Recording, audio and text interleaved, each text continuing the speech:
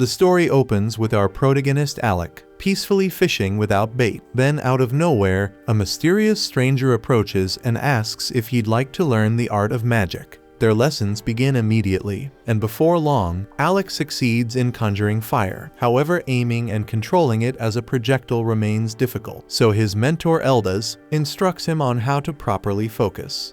Eldaz instructs him to imagine the sensation of striking his target, and also tells him to picture the friends he'll have one day. Sooner or later, those companions will find themselves in danger, and Alec will need to step in and protect them with his magic. That idea works wonders since Alec strongly desires to shield the ones he loves. So Eldaz tells him to hold on to that feeling while inhaling deeply. At last, Eldaz tells him to open his eyes and let the spell fly, and Alec successfully launches 2 fireballs. Overjoyed, Alec grins ear to ear, and Eldaz commends him for the progress. Alec admits that today's spell was particularly hard since it took most of the day to master, but Eldaz reminds him that ordinary people need an entire month to reach the same level. Alec is pumped to learn a new technique, but Eldaz decides not to push him too far, knowing it could weaken the overall training. To cool off, Eldaz suggests they wind down with more fishing. Alec complains, saying he finds fishing boring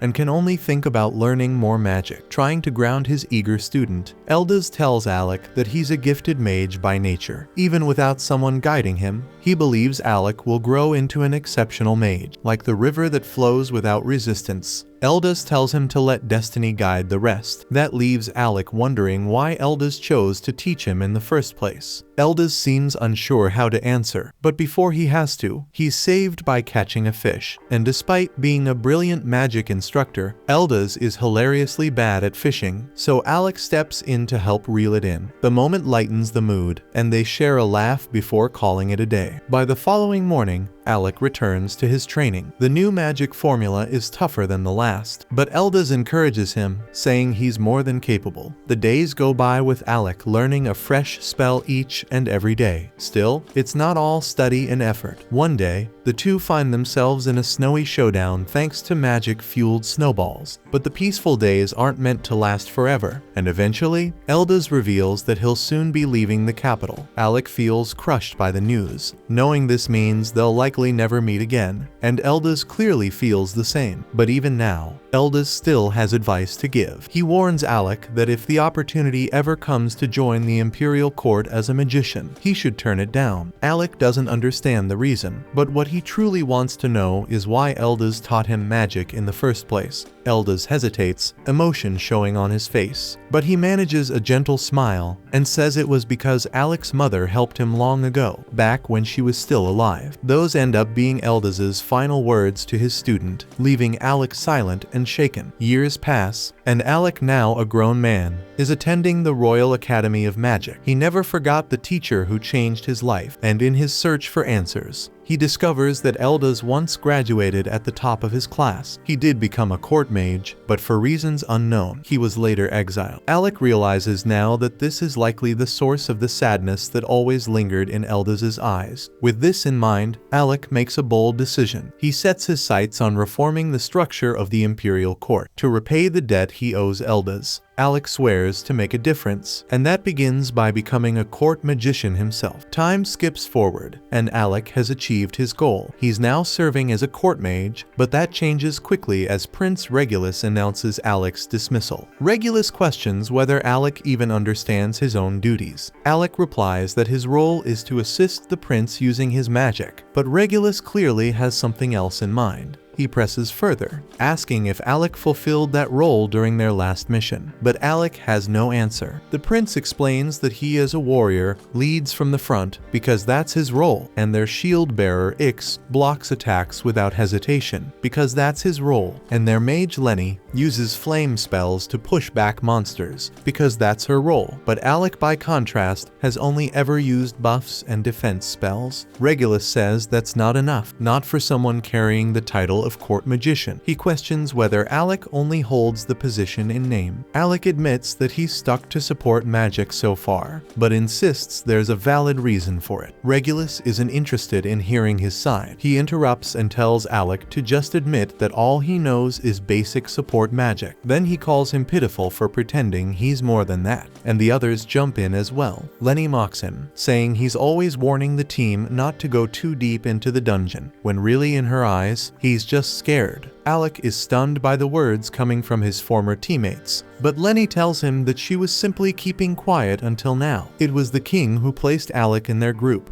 But they've reached their breaking point. None of them are willing to hold back anymore, and they're tired of dragging someone like Alec along while tackling dangerous dungeons. Regulus says he'd heard Alec was top of his class at the academy, but it's obvious now that he's incapable of doing anything unless someone else steps in to help. Alec begs them to let him explain, but Regulus catches sight of something tucked at Alec's side. It's a dagger, and that alone sets the prince off. He snatches the weapon from Alec and reminds him that he gave a direct order forbidding commoners from carrying arms. Alec tries to explain that he brought it for the next floor of the dungeon because they'll need it, but Regulus has no interest in hearing excuses. He declares that no one on his squad is allowed to take independent action, and he says that this is exactly why he opposed bringing a commoner into his party in the first place, and he regrets not fighting harder against it. Regulus then grabs Alec by the shoulders, tears the official robe off his back, and tells him he doesn't deserve to wear it. He's done arguing, and all Regulus says now is that their team has no place for someone like Alec. So he orders him to leave, and Alec stands there frozen. Later that night, Alec buries himself in study, determined to learn everything he can about the dungeon. He uses magic to flip through multiple books at once, reviewing floor layouts and magical data with precise focus. He compiles a full breakdown of the threats awaiting on the 30th level, and concludes that Regulus's team doesn't have the magical capacity to make it through. His conclusion is based on monster strength, terrain difficulty, and the known failure rates from previous attempts. With their current group setup, Alec is convinced they won't make it out alive. Alec wishes things had turned out differently, and he genuinely tried to be of help, but in the end, he just couldn't earn the prince's trust. Just as he's about to give up, Alec realizes there's still one option left. He knows Regulus won't hear him out, so he decides to approach the king himself.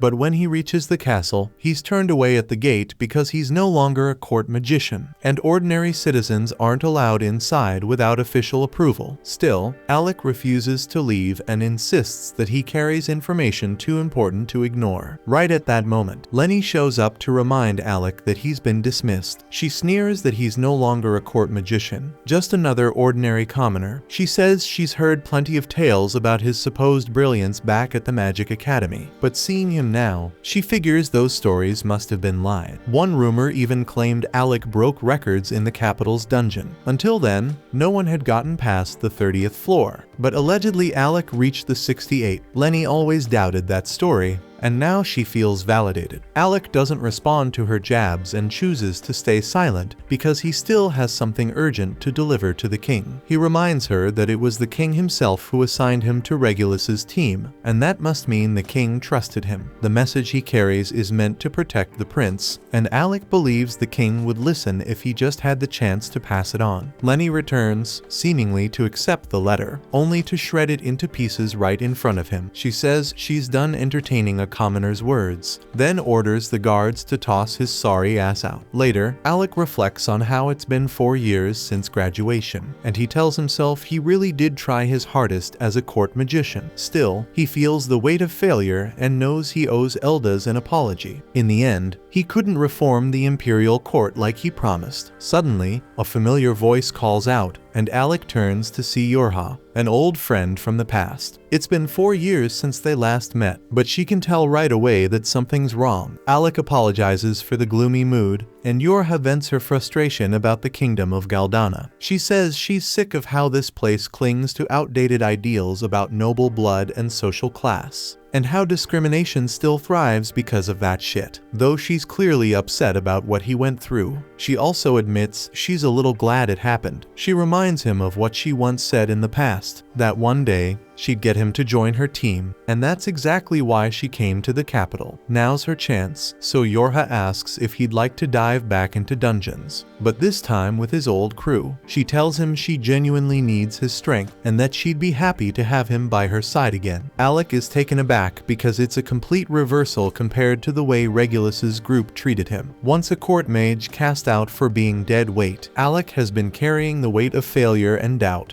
But thankfully, Yorha pays no mind to any of that. She sees through his self-doubt and reminds him he's far more than who he believes he is. She tells him she doesn't need anyone else, only him. Her words hit deeper than she realizes, and then she reveals something more. Her party made a pact. One day, they'd all come back for him. She doesn't want to pressure him if he has other plans, but her sincerity has already reached him. Alec agrees to rejoin, and Yorha welcomes him back to their rank squad. Later on the cart, Alec dreams of a conversation from the past when Eldaz warned him not to become part of the court. Yorha asks him if he's okay, and Alec just replies that his old mentor had been right about something after all. Back at the palace, Regulus receives word that Alec has left the kingdom and returned to the life of an adventurer, and the group mocks their former companion. The academy once called Alec its most brilliant student, and Regulus had been eager to see how impressive he really was. But after fighting beside him, Regulus concluded he was nothing but a spineless disappointment. Lenny says she's just relieved they won't have to deal with that useless commoner again. Alec's replacement is already lined up, the brilliant son of a noble house named Vogan, and as a true noble, he'll contribute far more than Alec ever could. And with Vogan now on the team, Lenny says they'll tear through the dungeon faster than anyone has before. She boasts that Regulus's name will echo across the world, and they all burst into maniacal laughter. Meanwhile, our protagonist arrives in the dungeon city known as Fizzle. Yorha loves it here because unlike the kingdom, Fizzle doesn't carry the same old bias and class restrictions, so it's been her party's home base for years. But before they can venture into any dungeon, Alec has to officially register as an adventurer. That part is easy enough, but a new obstacle appears. In Fizzle, no adventurer is allowed past floor 30 of any dungeon without a special permit, and that pass is only granted after 2 years of being a guild member. And since Alec just signed up, he doesn't qualify, which means for now they'll have to wait 2 years. The two decide to rest for a bit, and during their break, Yorha explains that her team has already made it down to the 52nd floor of their current dungeon. She wants Alec to be part of that progress, but waiting 2 whole years isn't an option. Instead of fixating on what they can't do, Yorha chooses to focus on what they can. She reminds Alec that lower dungeon levels don't require any passes, and that there should be plenty of places for them to practice. After all, they're adventurers, and in a city built around dungeons, they've got no shortage of opportunities. Soon after, the two are locked in combat on the 2nd floor of one such dungeon. Yorha casts a strengthening spell on Alec, and he quickly cuts down several of the giant wasps surrounding them. But suddenly, Yorha feels uneasy. She had planned for this outing to be an easy warm-up, yet something feels off. She blinks, thinking her eyes might be deceiving her, as the swarm around them multiplies at a shocking rate. But Alec confirms it's no illusion. The insects are furious, and from their behavior, he concludes that their nest has been disturbed. Yorha then conjures a magical barrier to draw the swarm's attention, but Alec urges her not to push ahead. She surprises him, saying she's got this under control. Normally, Alec could handle monsters like these on his own, but Yorha can tell he isn't performing at his best. She knows his potential, yet something seems to be weighing him down, and that's why she tells him to let her handle it for now. It might be tough, but she says helping a comrade in need is exactly what teammates are for. Her words cut deep, stirring something inside Alec. He reminds himself that he's no longer a court magician. He's an adventurer now, just like Eldaz once taught him. He repeats to himself that real magic is meant to protect what's precious. Alec clenches his fists and decides he won't hold back any longer. He unleashes an offensive spell, sending bursts of energy that tear through the surrounding wasps. More of the monsters rush in, but Yorha feels stronger this time. With the real Alec fighting by her side, she raises a shield for him to work behind. Just like the old days, Alec chants again, and bolts of lightning crash down from above, obliterating every last wasp in the swarm. Yorha cheers in victory, but her joy fades fast as the ground splits open, and a massive berserk worm bursts out. Alec instantly understands why why the swarm had gone wild, but there's no time to dwell on it. The creature lunges, wrapping around Yorha, but Alec already has a plan forming. He knows the spell he needs, though he hesitates. One wrong move could hurt her. He calls out to Yorha, reminding her that she had mastered the finest defensive barrier spells back at the academy. They've always fought in perfect sync, so Yorha immediately catches on to what he's thinking. She fires back with a grin, reminding him that he was once the student with the strongest offensive magic in the entire school. With their trust aligned, Alec unleashes his full power. He chants the name of his attack, Sacrifice Blaze, and releases a torrent of searing flame that engulfs the monstrous worm. Yorha braces behind her barrier as the firestorm consumes their foe, and when the smoke clears, the two stand triumphant amid the ashes. Alec tells her that he always had faith in her, and Yorha smiles, saying he's still the most powerful mage she's ever known. The scene then shifts to a memory from their academy days. Their party is locked in combat with a raging dragon, one fierce enough to wield 5 elemental powers in succession. The fight turns grim, and Yorha is nearly spent after shielding the team from the creature's relentless barrage. Just as the beast prepares to finish them, Alec steps in and obliterates the dragon with a single strike. That moment would go down in history. The day Alec's team conquered floor 68 of the Royal Dungeon. Proving that the legendary story was true, their group erupted in celebration, swearing that they'd stay together no matter what came next. We then cut back to the moment right before graduation, when Alec was part of an elite group of students admired throughout the academy. The team consisted of Ornest, the gifted warrior, Kraja, the sharp-minded healer mage, Yorha, the expert in support magic, and Alec himself, the academy's strongest attack mage. On the day of their graduation, the four had just shattered the academy's long-standing dungeon record, making it all the way to the 68th floor, securing top honors and fame across the entire academy.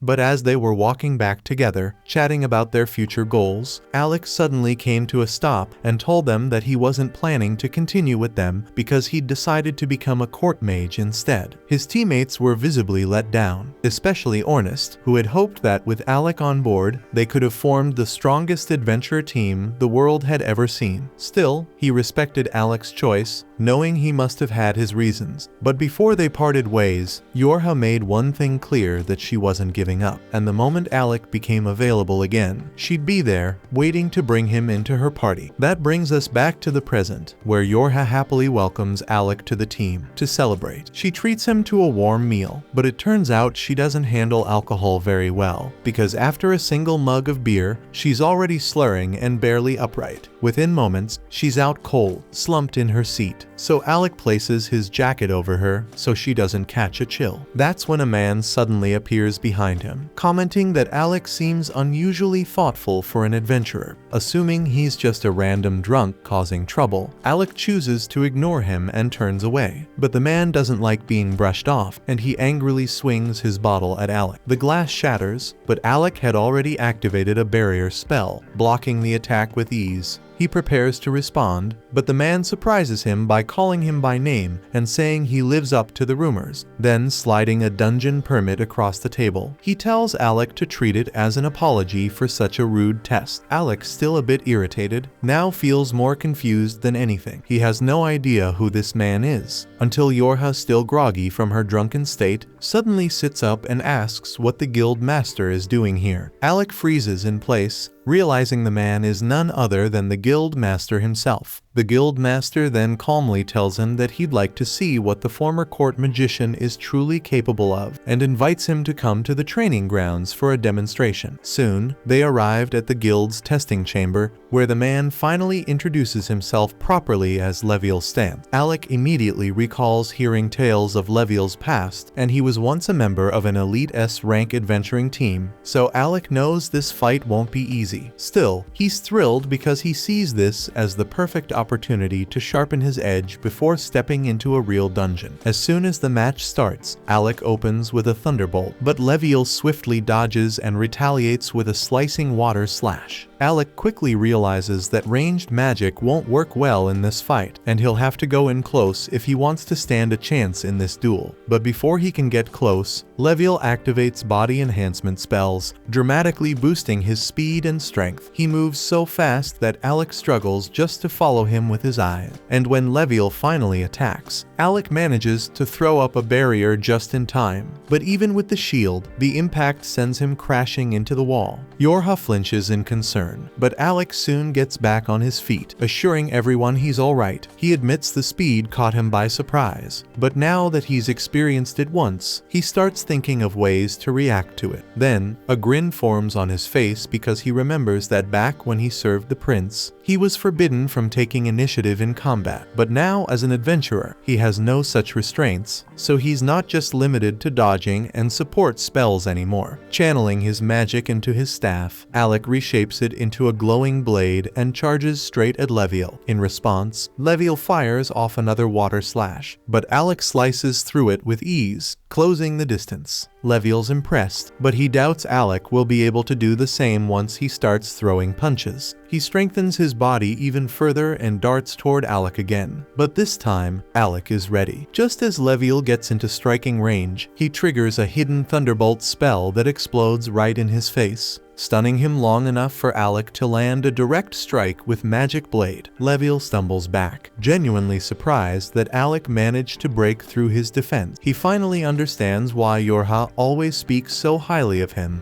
but the test is far from over. With a smirk, Leviel activates the ancient artifact in his possession, and then massive, glowing gauntlets form around both his arms, and one swing from them slams into the floor and leaves a freaking crater behind. Alec instantly understands that taking even one hit from those gauntlets would be catastrophic, so he knows he has to tread carefully. Still, he refuses to back down and casts another thunderbolt spell, but this time the effect barely slows Leviel at all. The artifact Leviel activated has a secondary effect. It gradually regenerates his wounds. That means the longer this fight drags on, the slimmer Alec's chances of winning become. Realizing he has to stop Leviel from healing, Alec keeps up the pressure, launching rapid strikes. But none of his hits are landing because Leviel's speed and movement are too precise. Frustrated, Alec taunts him, asking if he's too afraid to face him head-on. The jab works, and Leviel swings back hard, losing his precision and exposing himself just long enough for Alec to slash him across the stomach. It's the opening Alec was hoping for, so he's finally landed a solid hit, but he knows it'll take far more than that to defeat Leviel. Leviel charges in again, and Alec throws up a barrier, but the punch blasts through it, shattering the shield completely. Even so, the impact slows Leviel down just enough for Alec to drive a spell-boosted strike into his chest. Leviel is not willing to lose, so he slams his fists down with a devastating hammer blow, kicking up a giant cloud of dust that covers the field. Yorha starts to worry that Leviel is going too far for what's supposed to be a test, because that last hit looked like it should have knocked Alec out. But then Alec appears behind Leviel and lands one final blow before his wand breaks, and he collapses. Yorha runs to check on him, and Leviel admits he may have pushed things too far, and he declares Alec the winner. As Yorha starts treating Alec's wounds, Ornest shows up after getting tired of waiting, and is shocked to learn that Alec had just fought Leviel. He tells Leviel it was a bit much to use his strongest weapon in a sparring match, but Leviel says that things got intense, and he lost himself mid-fight. Now that he's seen Alec fight, Leviel is sure he's ready to enter the dungeon and hands over the dungeon pass. The test didn't go how anyone expected, but Ornest still congratulates Alec for passing. Since Alec is still unconscious, they carry him back and let him rest on a couch. By now, everyone knows what Alec went through as a court mage, and the fact that he lasted as long as he did is nothing short of incredible. The palace was packed with snobs who couldn't stand the sight of a commoner in their ranks, so Alec must have fought with everything he had just to hold his ground for this long. Right then, the receptionist bursts into the room, urgently calling for the guild master with some bad news. Leviel quickly tells the group he has to take care of something and asks them to stay behind and look after Alec while he's gone. Before leaving, he warns them not to go anywhere near his alcohol stash, especially not to touch the rare bottles. The moment Leviel steps out, Ornest casually strolls over to the liquor shelf and grabs the most extravagant-looking bottle he can find, grinning to himself, just to mess with Leviel later. Then, turning serious, he asks Yorha to tell him the full story behind Alec's time as a court mage. Up to this point, he's only heard vague bits and rumors,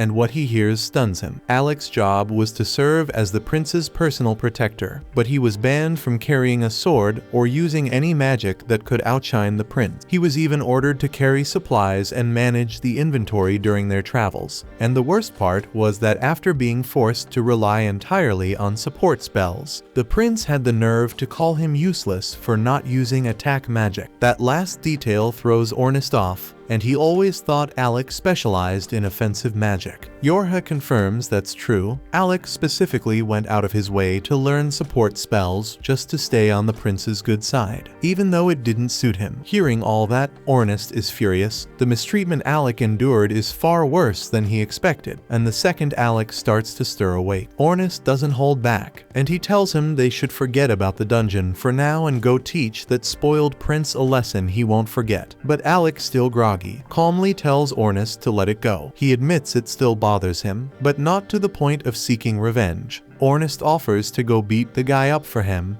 but Alec chuckles and puts a hand on his shoulder. He says there's no need because he's just happy to finally be free, doing what he loves with people he trusts. That's all that matters now. Besides, with no one left to cover up the prince's failures, the sweet karma is bound to catch up with him soon. That gives Ornest an idea, and he tells Alec they should focus on becoming the greatest adventuring party the world's ever seen. And once the rumors reach the capital, the prince will realize what he threw away, and when that day comes, Alec will be able to look him straight in the face and tell him off however he likes. Alec admits he likes the sound of that, and they fist bump, vowing that together they'll become the strongest party out there. At the same time, in another part of the guild, a badly injured adventurer from an S-rank party is being patched up while reporting to the guild master about her latest mission. Her name is Krista, and the mission had gone completely off the rails. Everything fell apart, and her teammates are still trapped deep inside the dungeon. So she pleads with Leviel to assemble a team to rescue them. Leviel immediately calls for an emergency meeting, but with such short notice, the only adventurers available are the ones already present at the guild. He informs the gathered group that they'll be forming a rescue squad to retrieve the rest of Krista's party, currently stranded on the 64th floor of the dungeon. Tension fills the room as everyone exchanges uneasy glances because they all know how risky that floor is. While the meeting is in full swing, Alec is still sitting alone back in Leviel's office. That's where Kraja finds him, surprised to see him by himself. She greets him warmly and asks how he's holding up, but judging by the bruises and cuts all over his body, the answer is obvious. She asks why he isn't in the meeting, and Alec quietly says he didn't want to intrude. Everyone else attending is a rank, and he still doesn't feel like he belongs among them. Without saying a word, Kraja raises her hand and casts a healing spell, restoring Alec's injuries. Then she looks at him and gently reminds him that no one in this guild sees him as an outsider. While he worked at the royal court, Alec had gotten used to blending into the background, never speaking up, never standing out for fear of offending arrogant nobles. And even now, he struggles to shake off those habits. Even if things are different here, Kraja sees the weight he's carrying, so she reaches out and softly pats his head, telling him she's always around if he needs someone to talk to, and the gesture lifts his spirits more than he expected. Moments later, Ornest and Yorha return. Ornest looks fired up as he tells Alec they've just been handed the perfect opportunity to explore the dungeon. He fills him in on the rescue mission and adds that the area they're heading to is nicknamed the Tank Killer, and the reason is that healing magic is completely nullified inside. The only way to recover is with potions, which means survival is much harder. Alec is surprised Kraja agreed to a mission like this, considering how much she relies on healing spells, but she admits she's not exactly thrilled about it. In fact, she hates everything about that place. She only gave in because Ornest wouldn't stop insisting that it'd be the perfect first mission for the new team. Alec starts to doubt whether he's even strong enough to help, but Yorha shuts that down immediately. She tells him that he's the key to the entire operation. His magic is what their strategy depends on, and without him, they wouldn't stand a chance.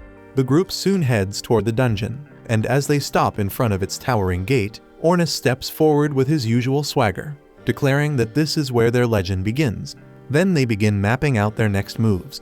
This particular dungeon is wrapped in a rare magical aura that completely disables healing spells. That means no recovery magic once they're inside. so only potions and raw agility will keep them alive against whatever comes their way. Their objective lies far below, close to the 64th floor, where members of Krista's guild are currently trapped. But getting there won't be simple, so they'll have to carve their way through every floor before it, including all the boss fights guarding each level. Ornest quickly assesses the situation and notes that if they go floor by floor, they'll arrive far too late. That's when Yorha pulls out a gleaming magic crystal, revealing that Krista had given it to them in advance. And with this item, they can bypass all previous levels and teleport straight to level 64. Alec instantly recognizes that this must be an exceptionally rare and powerful artifact, so Yorha says that Krista didn't hesitate to hand them out because her only priority is rescuing her teammates, no matter the cost. Yorha then adds that the level 64 boss is reportedly an undead, which unfortunately renders Kreja's light-based healing magic ineffective. And since Yorha herself is a support mage, the bulk of the fight will rest on Alec's shoulders. Ornest then tells Alec to conserve as much mana as possible, offering to handle the lesser enemies so Alec doesn't burn through his energy before reaching the real threat.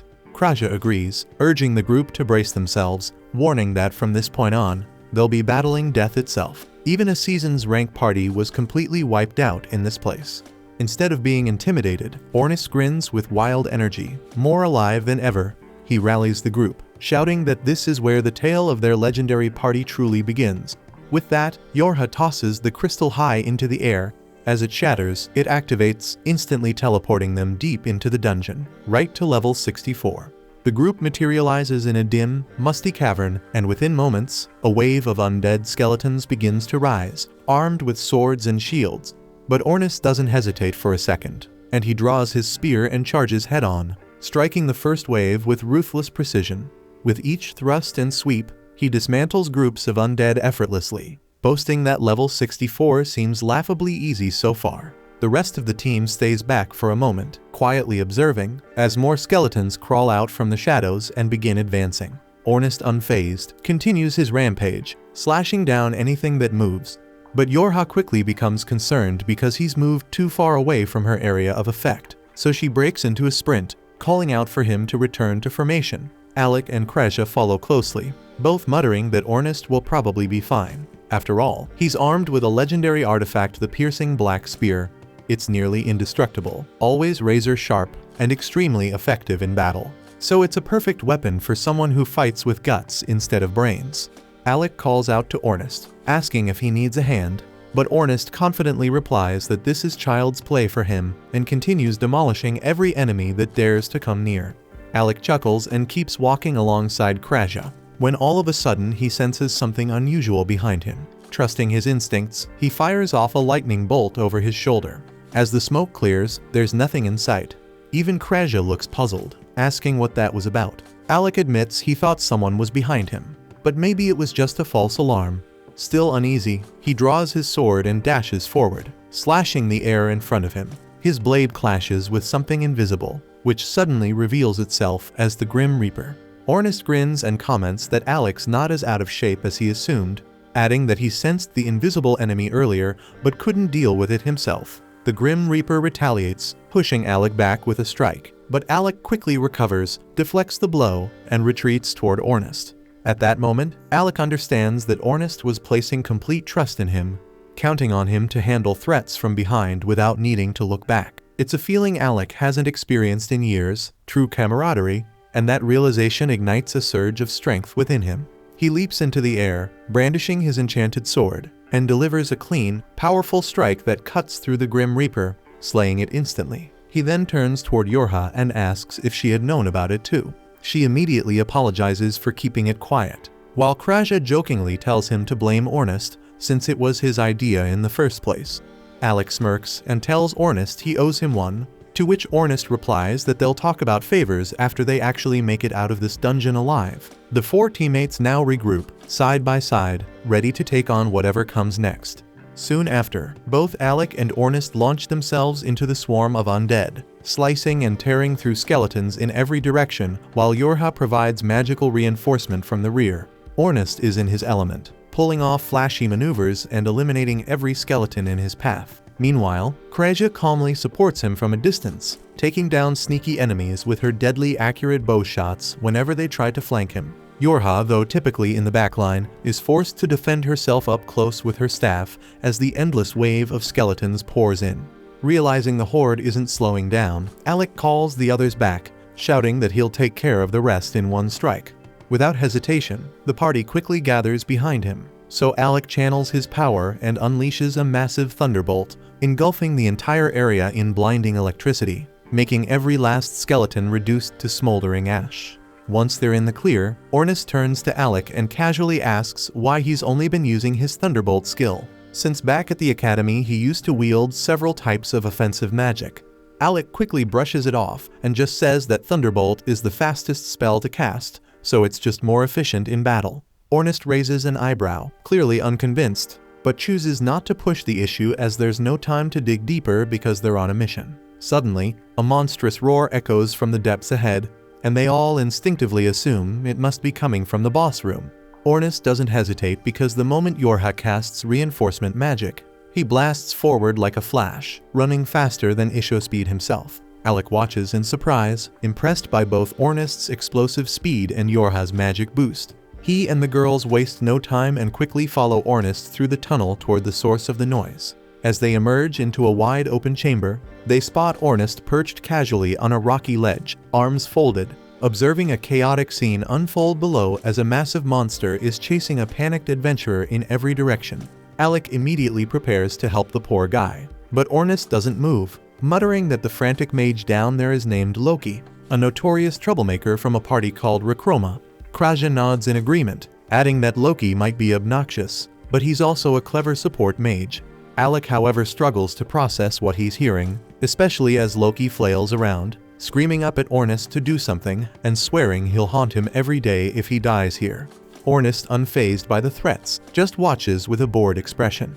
But the situation looks grim because Loki suddenly trips and crashes to the ground, with the monster bearing down on him fast. Alec instinctively gets ready to intervene, but Kraja tells him to wait, explaining that this is all part of Loki's usual strategy. Alec hesitates, watching as the towering monster approaches Loki. But then, in a flash, a trap spell beneath the creature ignites, blasting it with molten lava. Alec's eyes widen in shock, but Kraja simply smirks, repeating that Loki is nothing if not crafty. The beast staggers backward, only to trigger another trap, setting off a chain of fiery explosions. Loki jumps to his feet and starts taunting the creature, laughing mockingly and boasting that only a fool would trip in a trap-filled zone like this. But his arrogance quickly backfires as the monster roars in rage and charges up a devastating magical blast aimed directly at him. Loki's bravado fades in an instant as he realizes that death is seconds away. So he closes his eyes, bracing for the end, but is saved at the very last moment by none other than Ornust, and Loki can't believe he's still breathing. Then, as Alec and the girls make their descent to join the battle, the monster redirects its fury, launching an attack straight at Alec. But Yorha reacts in time, casting a protective shield that blocks the strike. Alec prepared to counter with another thunder magic, but before he could unleash it, the beast twisted around and charged straight for Ornust and Loki instead. Alec shouts a warning to Ornust and Loki, alerting them to the incoming danger, and fires off another thunderbolt spell that strikes the monster dead on. However, as the dust settles, he quickly realizes the attack wasn't powerful enough to bring it down.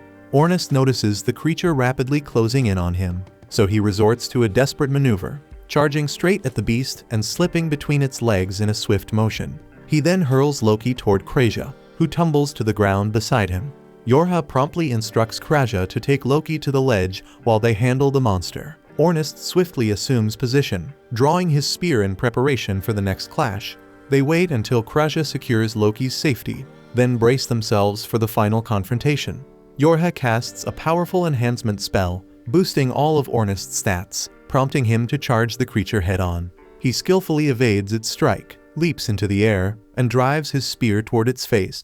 Yet the monster proves far more resilient than expected, violently shaking him off and flinging him to the ground. Yorha races to aid the fallen Ornust, but the monster attempts to crush him instantly. Fortunately, she casts her shield spell just in time to block the blow, giving Ornust a brief moment to recover. Meanwhile, Alec appears almost theatrical, conducting an unseen symphony as he summons 5 glowing magic circles around the monster.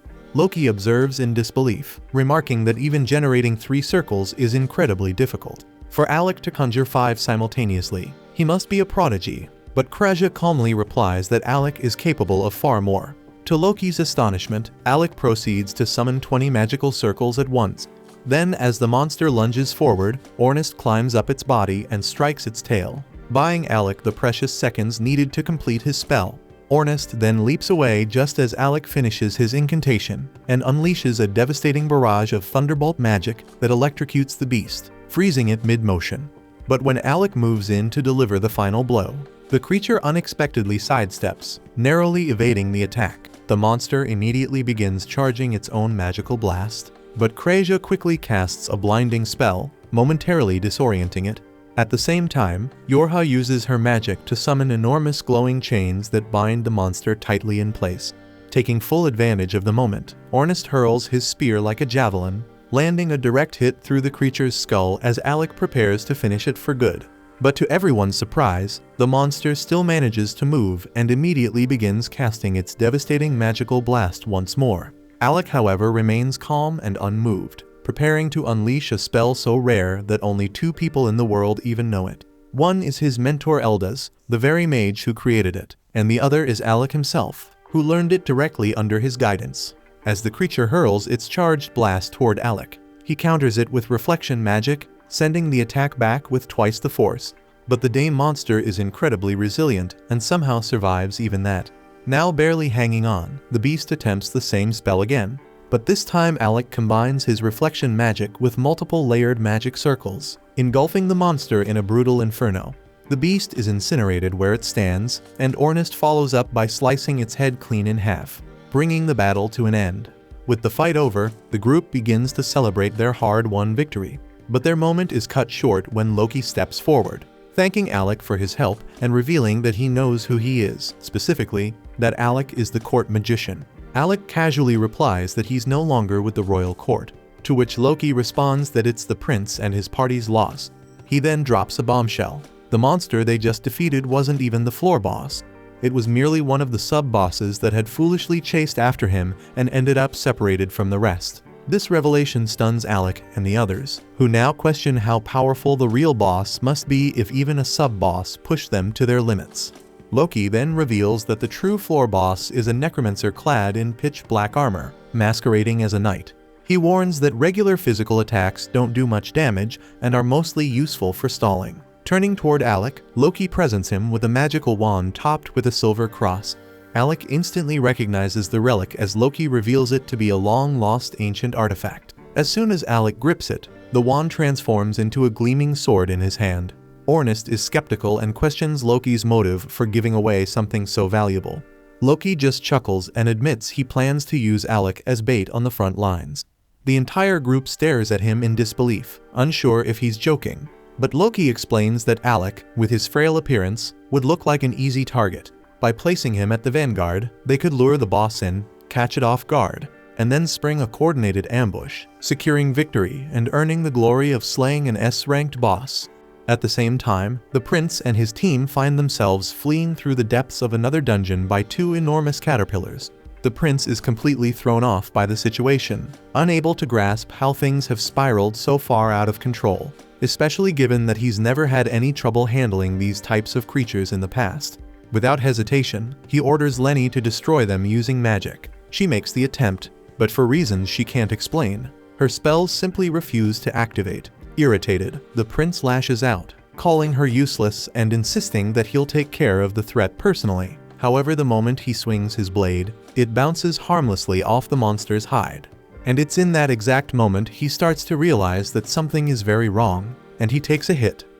Lenny and Ix quickly pull the prince up from the ground after he's knocked down and make a run for the dungeon exit. During their retreat, the prince racks his brain, trying to make sense of what went wrong. His attacks used to carry far more force, and now that he reflects on it, he realizes that his decline in strength began right after he removed Alec from the group. But rather than acknowledging that Alec may have been a valuable asset, the prince convinces himself that Alec must have cursed him out of spite. Once they've made it out of the dungeon, the prince immediately visits one of the royal magicians, Vogan Fornius, to investigate whether he's under the influence of a curse. After conducting a brief magical analysis, Vogan confirms that no such curse exists. The prince is stunned, insisting that he wouldn't have had such trouble clearing the 30th floor unless Alec had sabotaged him. But Vogan, aware of the anti-magic zone present on that floor, calmly explains that the prince likely felt weaker because his support magic was being suppressed. The prince scoffs at the explanation, dismissing support magic as worthless trash that only weaklings like Alec depend on.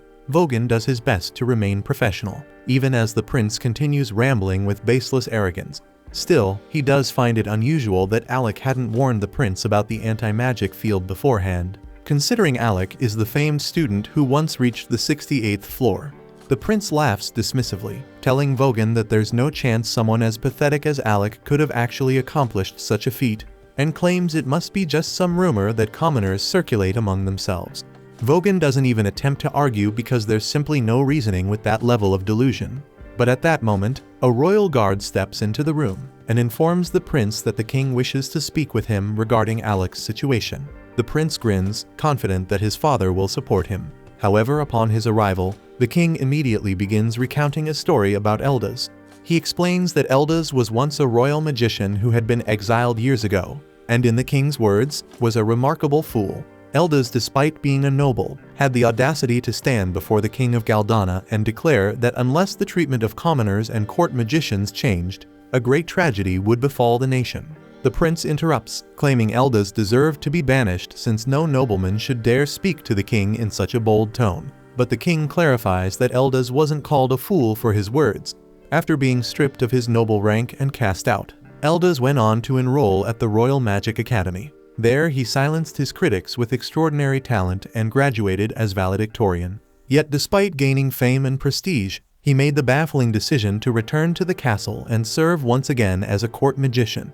While in service, he persisted in telling the king that commoners were not beneath them, urging him to change his views, until one day Eldaz mysteriously vanished. At the time, the king had dismissed Eldaz's warnings, but recently he's begun to reflect on whether the man may have been right. That doubt is precisely why he ordered the prince to explore the dungeon, because he wanted to determine whether nobility truly makes one superior to commoners. And based on the prince's current state, the king admits he may have been mistaken. He states that the time has come to abolish their outdated policy of discrimination, and going forward he intends to hire based on talent, regardless of lineage. The prince is left speechless, shocked by what he's hearing, and insists that such a policy would tarnish the royal family's reputation if commoners were treated as equals. The king calmly acknowledges that he's the one who raised the prince with those beliefs. But times have changed, and so must they. The prince protests, arguing that associating with commoners like Alec only brings disaster, pointing to his own situation as evidence. But before he can continue, a guard steps forward and hands Regulus the remains of a torn note that Alec had written. The king explains that before Alec departed, he had prepared a detailed guide specifically designed to help Regulus navigate the 30th floor of the dungeon. But it was destroyed by Lenny before the prince ever had a chance to read it. Regulus is stunned by the revelation, and overwhelmed he quietly tells his father that he's not feeling well and excuses himself from the room. As Regulus exits the chamber, the king turns to Vogan and quietly requests that despite the challenges it may present, he would be grateful if Vogan could support Regulus to the best of his ability. Vogan nods and assures the king that he will do everything in his power. At the same time, Regulus is spiraling into a mental breakdown, because if Alec truly possessed remarkable talent and insight all along, then the harsh truth is that he himself may have been the problem, and he simply cannot accept that reality. At the same time, on Alec's side, he is in the midst of asking Loki to explain why he doesn't want him using magic against the upcoming boss. Alec understands that artifacts carry immense power, but this particular boss is supposed to be immune to physical attacks, and he doesn't believe the sword alone will be effective. However, Loki clarifies that he never intended for Alec to actually defeat it with the sword. He just wants Alec to act like a close-range fighter to prevent the boss from anticipating a magical attack. The rest of the group catches on to the strategy, but Krasher remains confused as to why they need to deceive the monster in the first place. Loki then explains that this boss possesses intelligence equal to their own. Alec finds the claim hard to accept, and Loki understands the skepticism. Still, all he asks is for Alec to rely on his blade, at least until he gives the signal, and Alec ultimately agrees to follow the plan. With that settled, Loki turns to Krasher and says there's something he needs her assistance with. It would take too long to reach their allies on foot. so he intends to use teleportation magic. The only issue is that he doesn't currently have enough mana to cast the spell by himself, so he requests her support in completing the ritual. The group immediately panics upon hearing the words teleportation magic, since it's a closely guarded national secret, and even being aware of it could put them at serious risk. But given the circumstances, they decide to take the gamble, while jokingly agreeing that if it all goes wrong, they'll just blame Loki. As Loki begins drawing the teleportation circle and walking Kreja through the process, Alec takes a moment to pull Yorha aside and asks whether Loki is someone he can truly trust. Yorha admits that she personally doesn't care for Loki's attitude, but when it comes to serious matters, he's absolutely dependable. To back that up, she tells Alec that 2 years ago, Loki successfully led a large-scale raid on a high-tier dungeon, and due to his exceptional planning, the entire mission was completed without a single casualty. Hearing this, Alec decides to put his full confidence in Loki's strategy, and once the teleportation circle is finished, the group gathers together inside it. Yorha is in awe, witnessing real teleportation magic for the very first time. However, Loki informs her that this is merely a simplified variant, designed to transport them to a destination of his choosing. On that note, he gives the group a firm warning. They'll be arriving directly in front of the boss, so they need to be battle-ready the moment they arrive. With that, Loki activates the teleportation circle, and in the blink of an eye, they vanish from their location and reappear right in front of the other members of Loki's team, who are currently locked in combat with the Dark Knight. The two allies have done their best to hold the creature off, but despite their efforts, they've inflicted little damage and are now visibly running out of stamina. Luckily, Ornist rushes in just in time to cover their retreat. He engages the Knight head-on, drawing its attention, and while the Knight focuses on Ornist, Alec tries to land a sneak attack from behind, but the enemy reacts instantly, leaping into the air to avoid the strike. The Knight then charges at both Alec and Ornist, while Loki and Kreja move quickly to assist Reuel and Marbel, helping them retreat to safety. The Knight's armor is incredibly dense, and from what they can tell, there's no actual body inside it. But that makes no difference to Ornist, because he rushes forward again, striking at the Knight. The enemy attempts to jump over him, but Ornist was ready for that and pinned the Knight's cape with his spear into the ground, creating a perfect opening for Alec to sever the Knight's head. As the heavy steel helmet crashes to the floor, Alec wonders if that was enough to finish it off. But in battles like this, things are never that simple. The Knight suddenly begins to stir once more, and grotesque tendrils burst out of its now exposed neck. So it becomes clear that this is an undead headless horseman, and the creature they had slain earlier must have been its mount. For a brief moment, Alec gets caught up in his thoughts, and by the time he snaps back to reality, the Dullahan is already airborne and descending toward him with a powerful attack. Alec raises his sword in a panic to block the blow, and barely manages to withstand it. The monster is faster and stronger than before, confirming Alec's suspicion that it had been holding back earlier. So from this point forward, the fight is only going to become more intense. But luckily, he doesn't have to face it alone. While Alec is holding his ground, Yorha is continuously casting buffs on Ornist, and once he's fully charged, Ornist launches himself forward and lands a brutal hit on the Knight, giving Alec just enough of an opening to knock the creature back. Alec is stunned by how resilient the Knight's armor is, because if his weapon weren't a powerful artifact, it would have shattered long ago under the pressure of such fierce blows. Even worse, the fact that their opponent is undead means that no matter how many times they manage to knock it down, it will always regenerate and rise again. And speaking of which, the Knight suddenly retrieves its severed head and reattaches it to its shoulders before unleashing a deafening shriek that rattles the entire battlefield, leaving everyone momentarily disoriented. Immediately after, it locks onto Alec and delivers a brutal kick with all its force, launching him backward at an alarming speed. Fortunately, just before he slams into the wall, Yorha casts a barrier spell that cushions the impact. She rushes over to check on him, and Alec reassures her that he's okay. He just hadn't anticipated the Knight having such refined martial prowess, and if not for Yorha's quick reaction with a barrier, there's a real chance he wouldn't have survived that blow. With that in mind, he turns to Loki and asks how much longer he has to keep fighting using only the sword. Loki, still in the midst of completing his preparations, tells Alec that he needs to hold out for 5 more minutes. Easier said than done because Alec almost died a moment ago, and he's down to just 3 potions. Meanwhile, Ornist is struggling to stay on his feet, shouting for Alec to get his ass back into the fight. Together, the two press on, doing their best to keep the knight engaged until Loki's 5-minute countdown is finally up. With his setup complete, Loki activates a massive magic circle and begins laughing, drawing everyone's attention. The display provokes the knight into a panic, so it charges straight at Loki and slashes him across the chest. But that, as it turns out, was all according to plan, because the Loki it struck was nothing more than an illusion, and the grand spell circle was simply a decoy designed to lure the enemy into a carefully laid trap. In that instant, ice begins to crystallize beneath the knight's feet, while the real Loki observes from the top of a nearby tower. At the same time, Ornus triggers a teleportation trap, crafted earlier by Loki and Kreja, that instantly moves him behind the knight, giving him the opportunity to strike and push it forward. Just then, Marbell leaps down from an overhead arch, aiming a heavy downward slash. The knight narrowly dodges the blow, but this too was anticipated. Loki had placed another hidden ice trap that activates on contact, weakening the knight's movement speed with a freezing debuff. Realizing Loki is the mastermind behind the battlefield manipulation, the knight begins scaling the tower to eliminate him directly. Loki draws a magic blade to defend himself, but Reuel is visibly concerned because Loki doesn't have the raw power to stand toe-to-toe with the knight.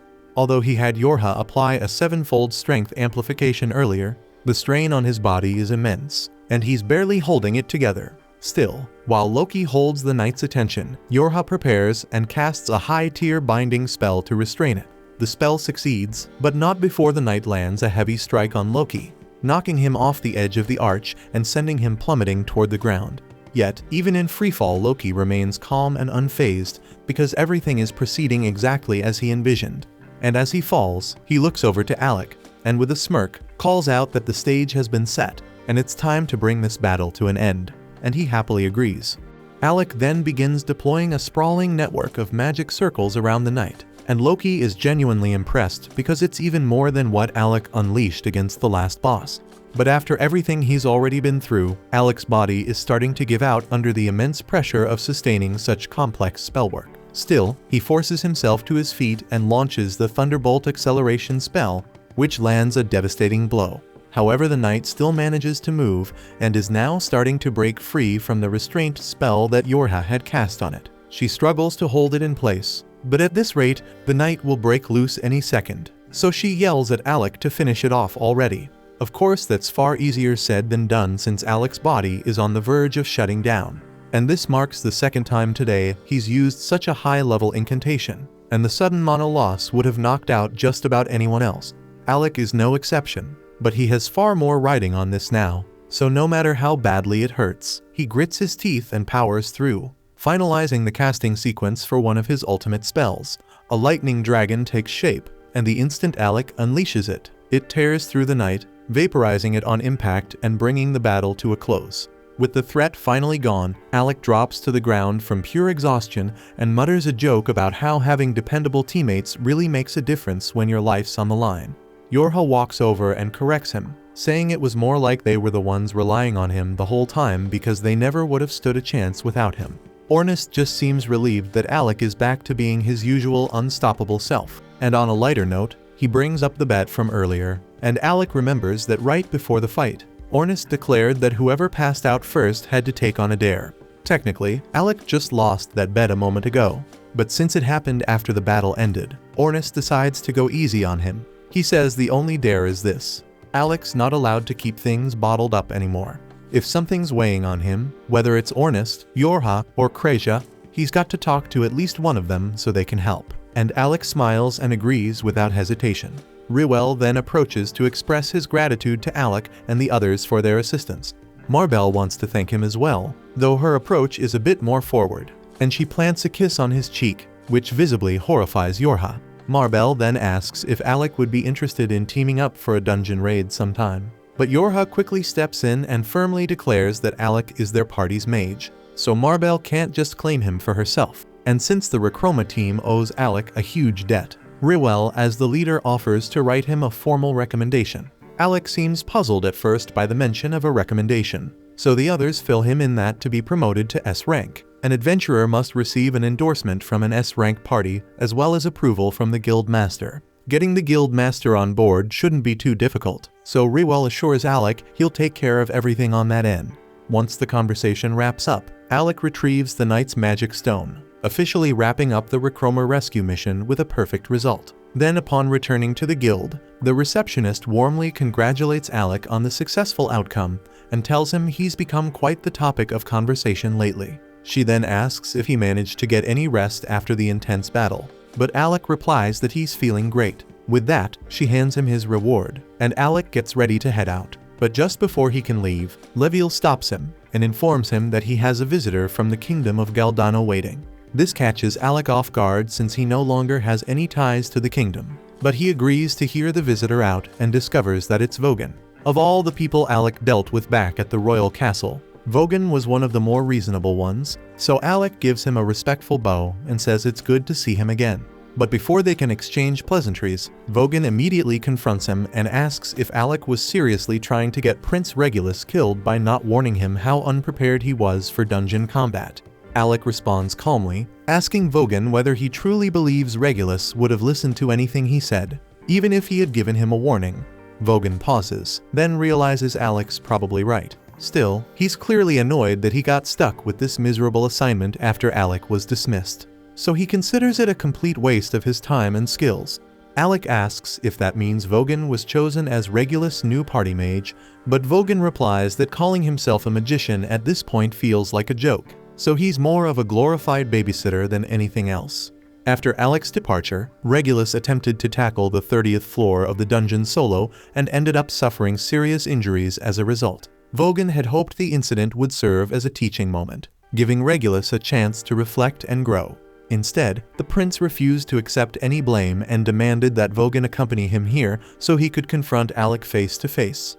Alec asks if that means Regulus is currently in the city, and Vogan confirms it, explaining that he's down in the underground training arena at this very moment. Alec hadn't expected to cross paths with Regulus again so soon, but he realizes this might be the perfect chance to finally close the book on their unfinished business. So even though Alec would be entirely justified in ignoring Regulus altogether, he decides to go meet him in person and put an end to it properly. As they descend the stairs, Vogan comments that the only thing Regulus has going for him is his stubborn pride. But personally, he doesn't understand why the nobility always insist on proving themselves superior to commoners, because to him it all seems like a pointless waste of time. Alec reminds Vogan that he's technically a noble as well, but titles have never meant much to him, and all he's ever wanted is to live life on his own terms. When they reach the arena, they find Regulus already waiting at the center. To Alec's surprise, the first thing Regulus brings up is that the king intends to change how the kingdom is governed. While Regulus personally disagrees with this shift, he says he'll comply out of respect for his father's wishes. Hearing this gives Alec a sliver of hope that maybe Regulus has finally started to come around. But that hope is short-lived, and Regulus quickly adds that regardless of politics, he still can't stomach the idea of taking orders or even advice from someone he views as beneath him. Alec tells him that if he had just listened back then, he wouldn't be in the mess he's in now. But it's clear Regulus still refuses to hear reason, and Alec knows there's no point wasting breath on someone so willfully blind. Regulus has spent all 15 years of his life being told that he's inherently better than commoners, so the idea that he might be the one in the wrong simply doesn't compute. Desperate to prove that everything he's ever believed isn't a lie, he draws his weapons and challenges Alec to a duel, asking Vogan to serve as an official witness to their fight. Without warning, Regulus charges at Alec, forcing him to block with his wand. But Alec is caught off guard to find that Regulus has swapped his usual longsword for a pair of daggers. A few years back, when Regulus was first selecting his weapon, Alec had recommended that he use daggers instead of a longsword, pointing out that his body was still too small to wield something so heavy effectively. But Regulus had instantly dismissed Alec's advice without giving it a second thought. But ironically, he's now following that very advice. Still, just changing weapons didn't suddenly make him a skilled fighter, and Alec easily sidesteps one of his attacks, causing Regulus to stumble forward and slam face first into the ground. Alec suspects that Vogan probably played a role in setting this whole encounter up, so he asks what he said to provoke the prince. Vogan simply told Regulus that if he truly wanted to challenge Alec's strength, he'd have to prove it in combat. At the end of the day, it was Regulus's decision to show up and issue the challenge, and Alec has to give him some credit because despite everything, the prince didn't resort to cheap tricks. He came here looking for a clean, honorable fight, Regulus's daggers are artifacts, so they carry a good amount of power behind them. During one of their direct clashes, he even manages to break through Alec's shield. But that's about all he can pull off. He had clearly been training hard with those daggers in preparation for this moment. And in doing so, he finally realized that the real reason he ever made progress in the dungeon was because of Alec's support magic. After Alec was dismissed, Regulus kept attempting to clear the 30th floor of the dungeon on his own. But every time, he'd come back beaten and bloodied, unable to understand why. Eventually, he sat down and read through the recovered pages of Alec's original report. And what made his blood boil was that everything Alec had written turned out to be right. If he had just followed that guidance from the start, he wouldn't have failed so miserably.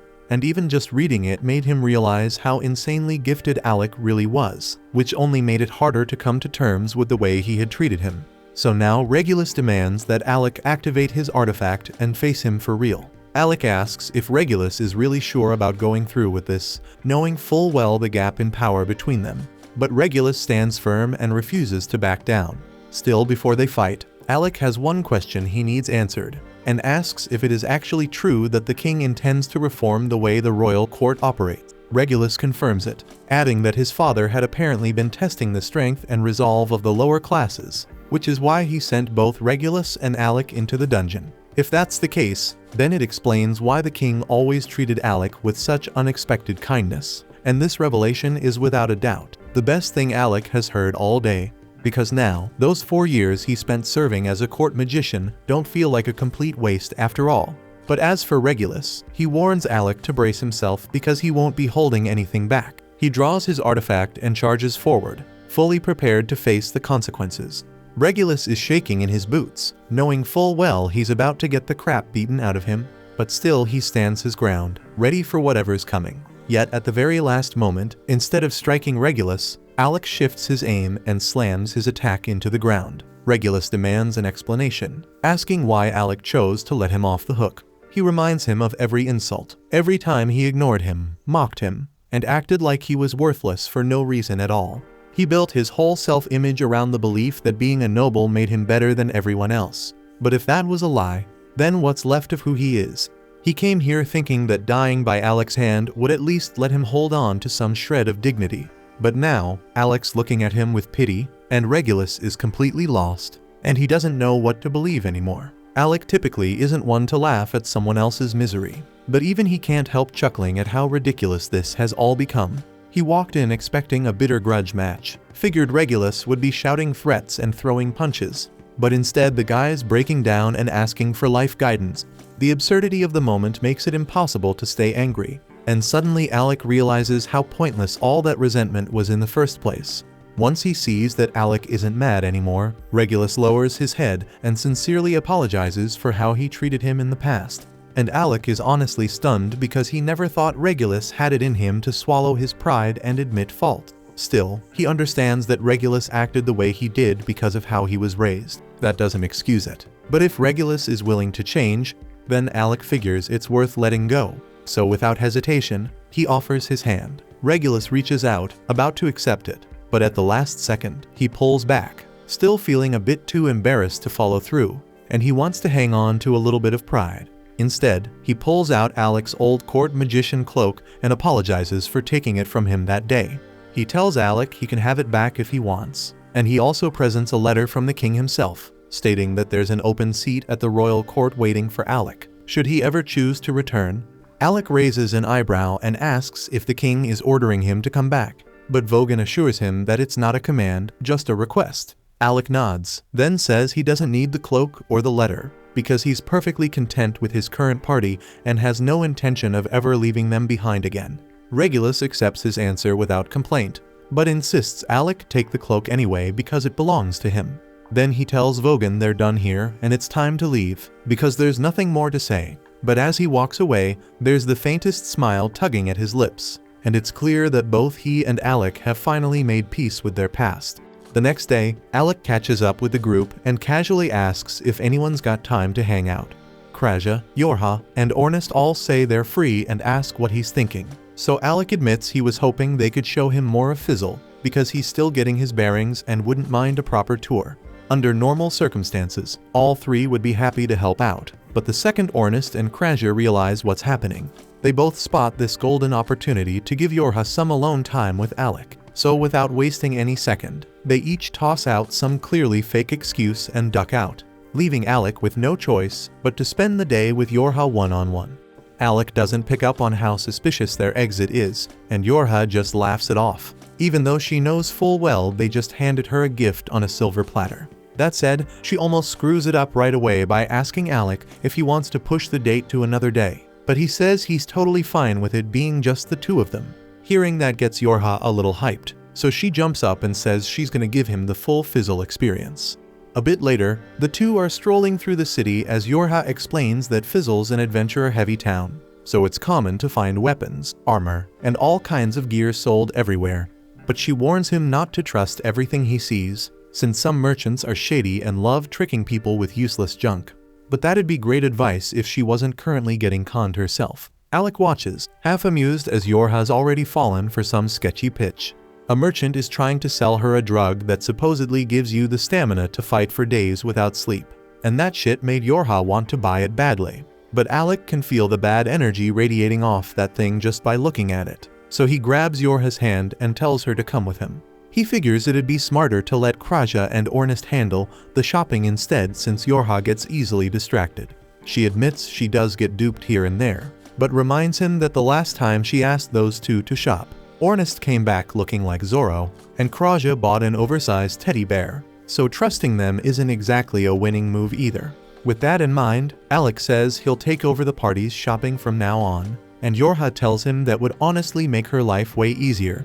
As they continue walking, Alec notices a cozy-looking cafe and suggests they take a break, so the two of them go inside to relax over some tea. While they're sitting and chatting, Alec brings up how Ornest and Krasja seem to really dislike Loki, and asks Yorha what that was all about.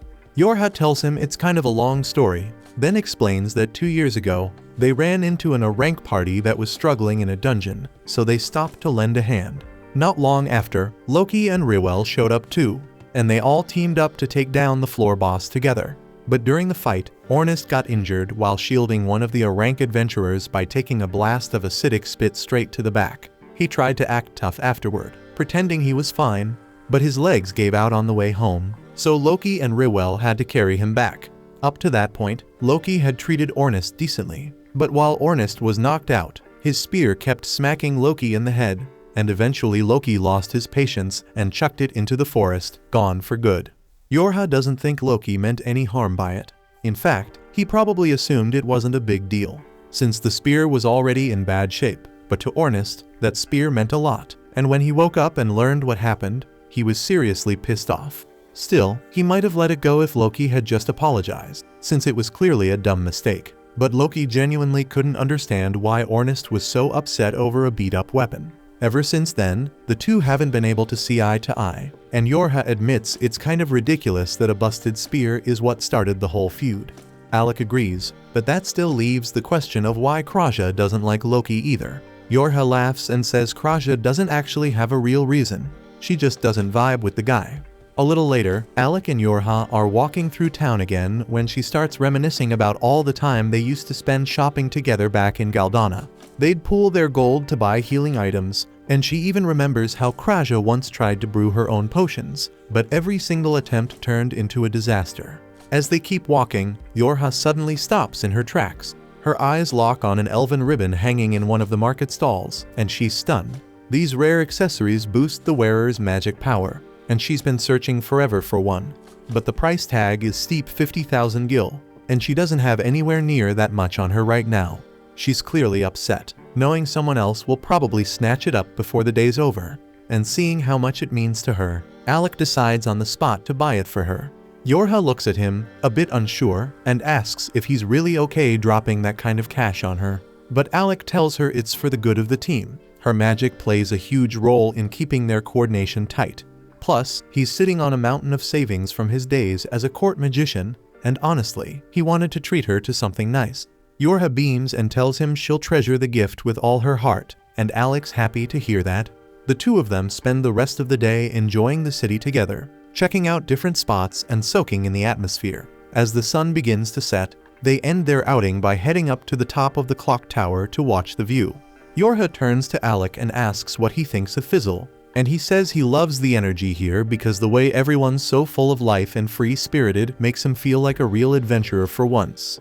After hearing that, Yorha gets a little more serious and asks Alec if being in her party is truly what he wants. She brought him in right after he got exiled from the royal capital, and she can't help but feel like she took advantage of his situation, like she pressured him into joining when he didn't have any other options. She tells him that if he ever wants to leave, she won't hold him back, but Alec cuts her off and says sure. There were a few things he had planned back in Galdana before leaving, but that doesn't matter anymore. What matters now is chasing the goal Ornest threw out there, becoming the strongest party in the world.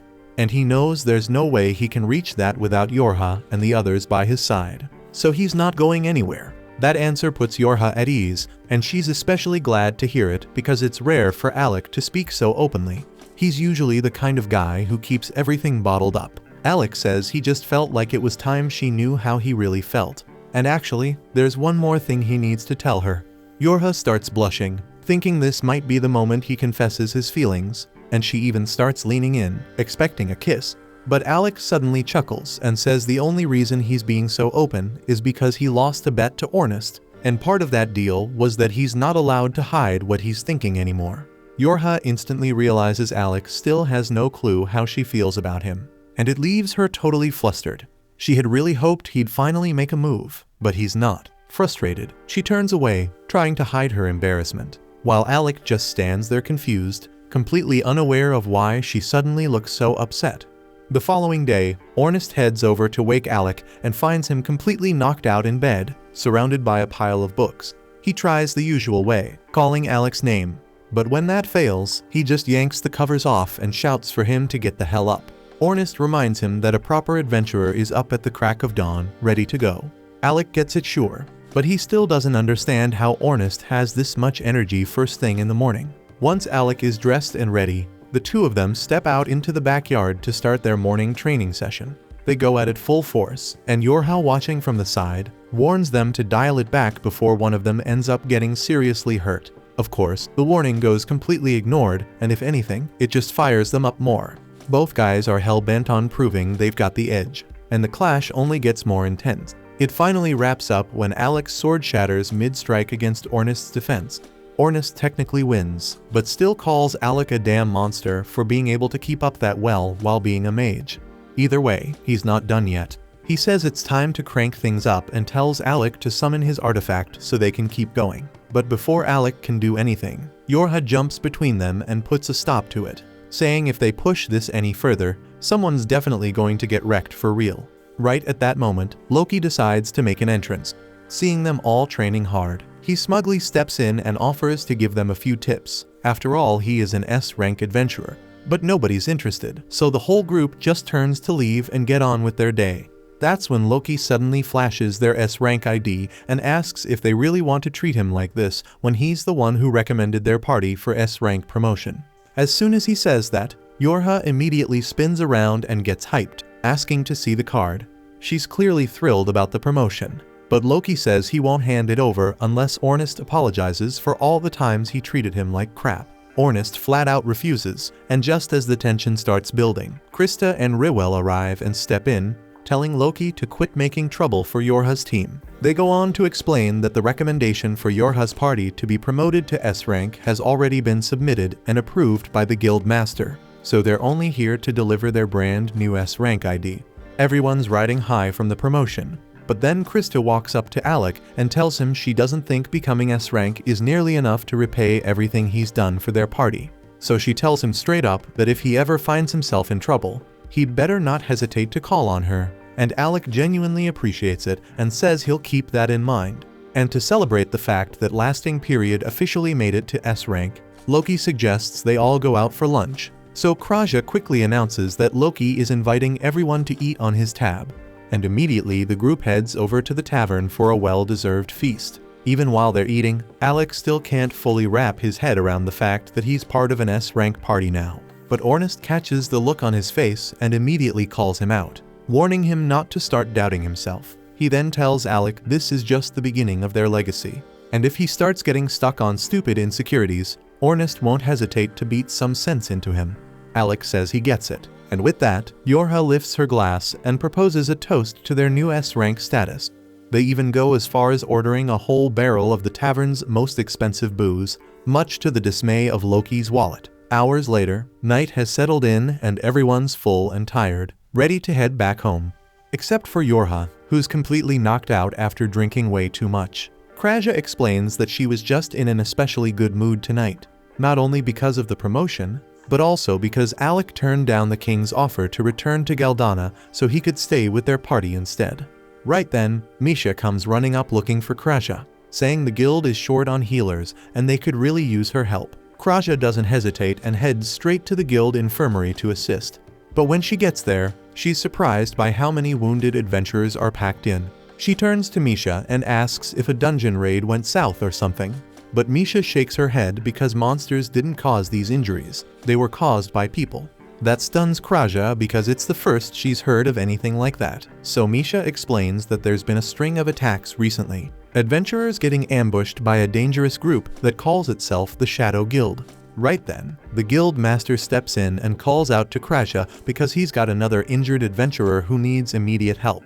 The infirmary's packed, so Leviel had no choice but to bring her upstairs to his own quarters. The girl's name is Olivia, and she's in critical condition after being ambushed alone by the Shadow Guild. Her wounds are severe, but with Kraja on the scene, Leviel's confident she'll pull through. Kraja starts examining Olivia's injuries, carefully checking each one. But just as she's about to start healing, Olivia suddenly jolts awake and grabs her hand. She demands to know where she is, so Kraja calmly explains that she was brought to the guild for emergency treatment after being attacked. She then gently asks if Olivia remembers anything about the Shadow Guild that might help. But the moment she hears that name, Olivia erupts in rage.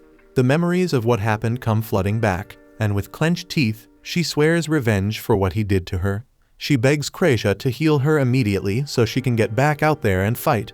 But Kraja stands firm and says no because if Olivia tries to jump back into battle right after getting healed, it'll only make things worse. Frustrated and still burning with anger, Olivia tries to push through the pain and force Kraja to heal her faster. But as Kraja warned, the effort causes her to collapse again. And once she's out cold, Kraja resumes the healing process. Turns out, Olivia is part of the Nameless Party, one of Fizzle's top-ranked swordsmen.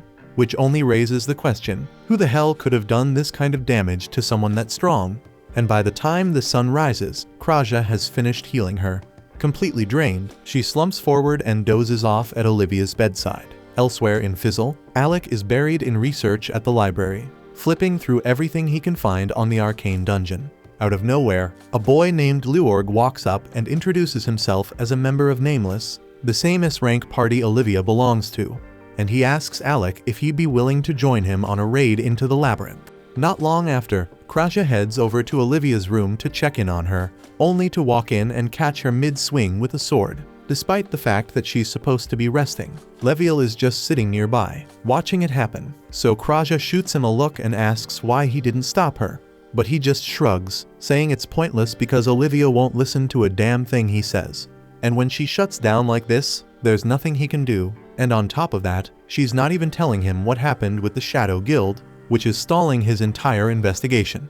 Kraja steps in, grabs Olivia, and tells her she should be lying down. But Olivia fires back, shouting that the real issue isn't rest. It's the fact that her legs still aren't working right. She snaps at Kraja, yelling that if she's really a healer, she should start acting like one. Even though Olivia's being completely out of line, Kraja doesn't take it personally.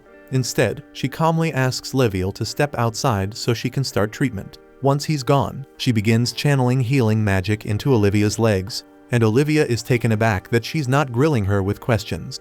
Deep down, Kraja can already tell Olivia was betrayed by someone close to her, and if Olivia doesn't want to talk about it, she's not going to push. What matters now is getting Olivia back on her feet, and Kraja is here to help however she can. That simple kindness hits Olivia hard, and it dawns on her that Kraja's done nothing but try to help this whole time, and all she's done is lash out.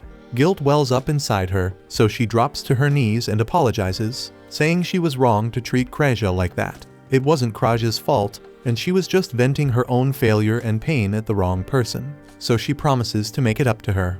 Kraja smiles, happy to see the change in her, but she doesn't want Olivia beating herself up, so she leans forward and gives her a gentle kiss on the forehead.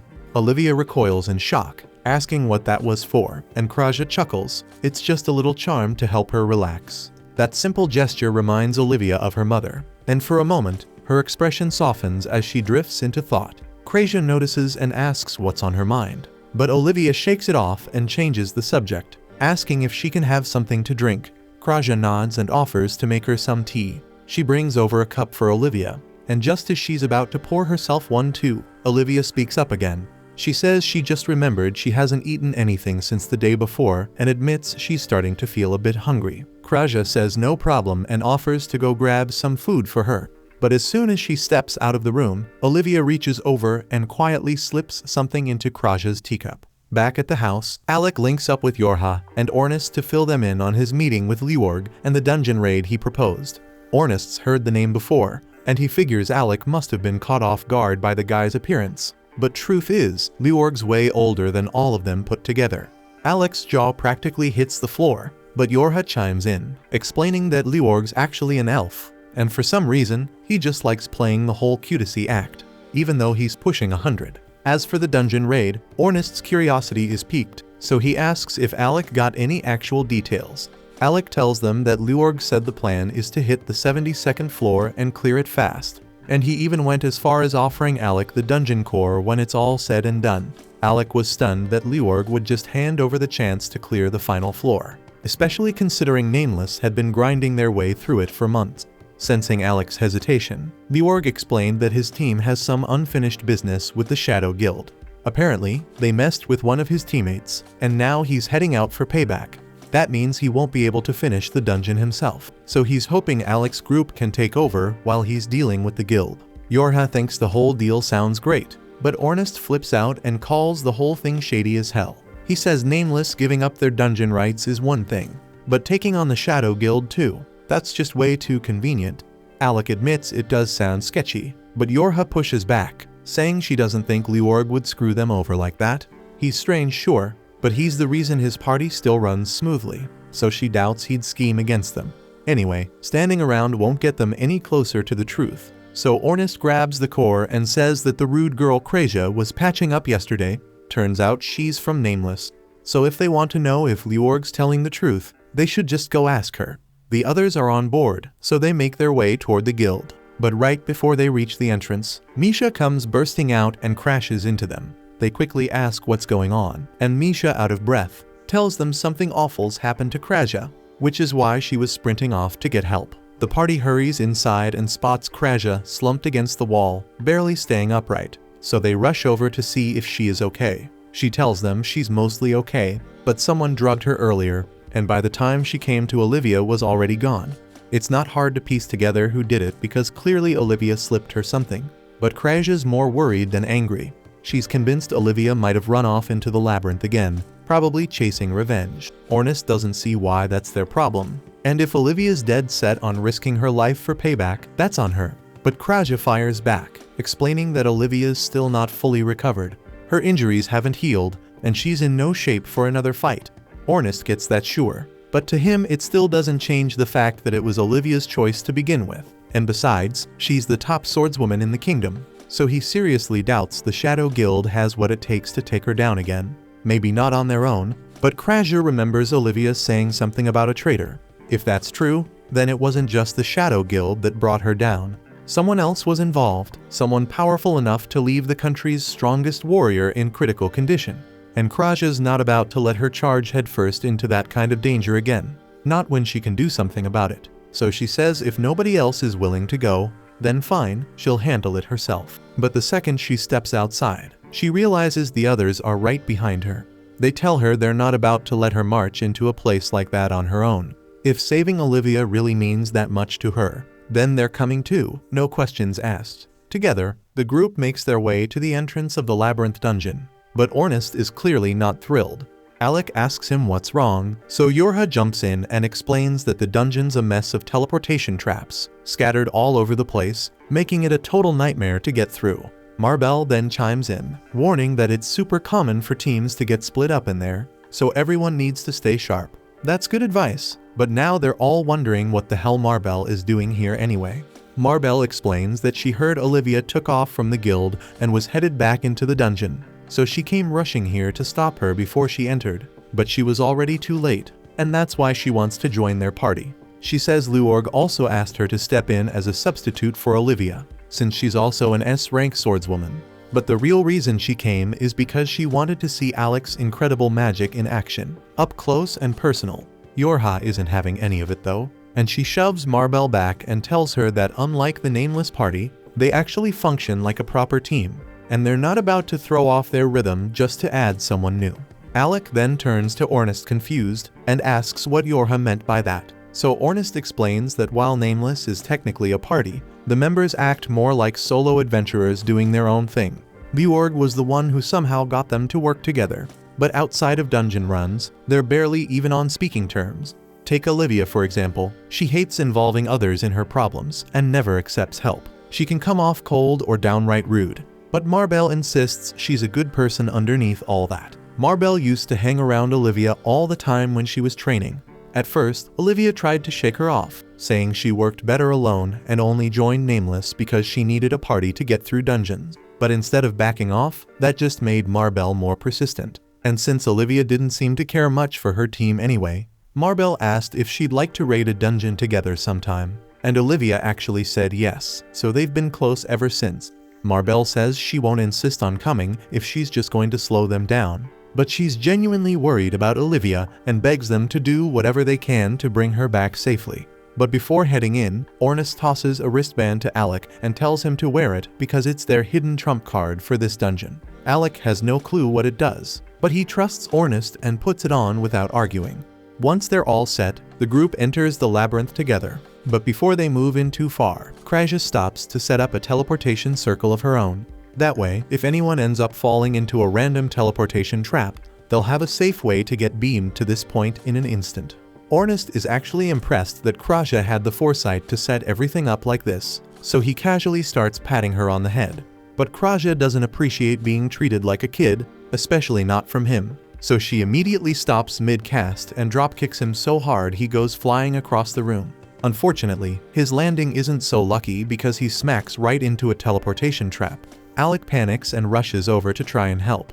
But the moment he steps forward, he triggers a trap too, and just like that, both of them get warped to some random part of the dungeon. And it is pretty much Krasia's fault. Over on Alec's side, he has no clue where he landed, but he's surrounded by a swarm of monsters and quickly realizes he's going to have to fight solo. As the horde charges, Alec unleashes Thunderbolt after Thunderbolt, wiping out anything that gets too close. But one slips past his defenses and lunges from behind, only to get dropped instantly by a sharp arrow that pierces straight through it.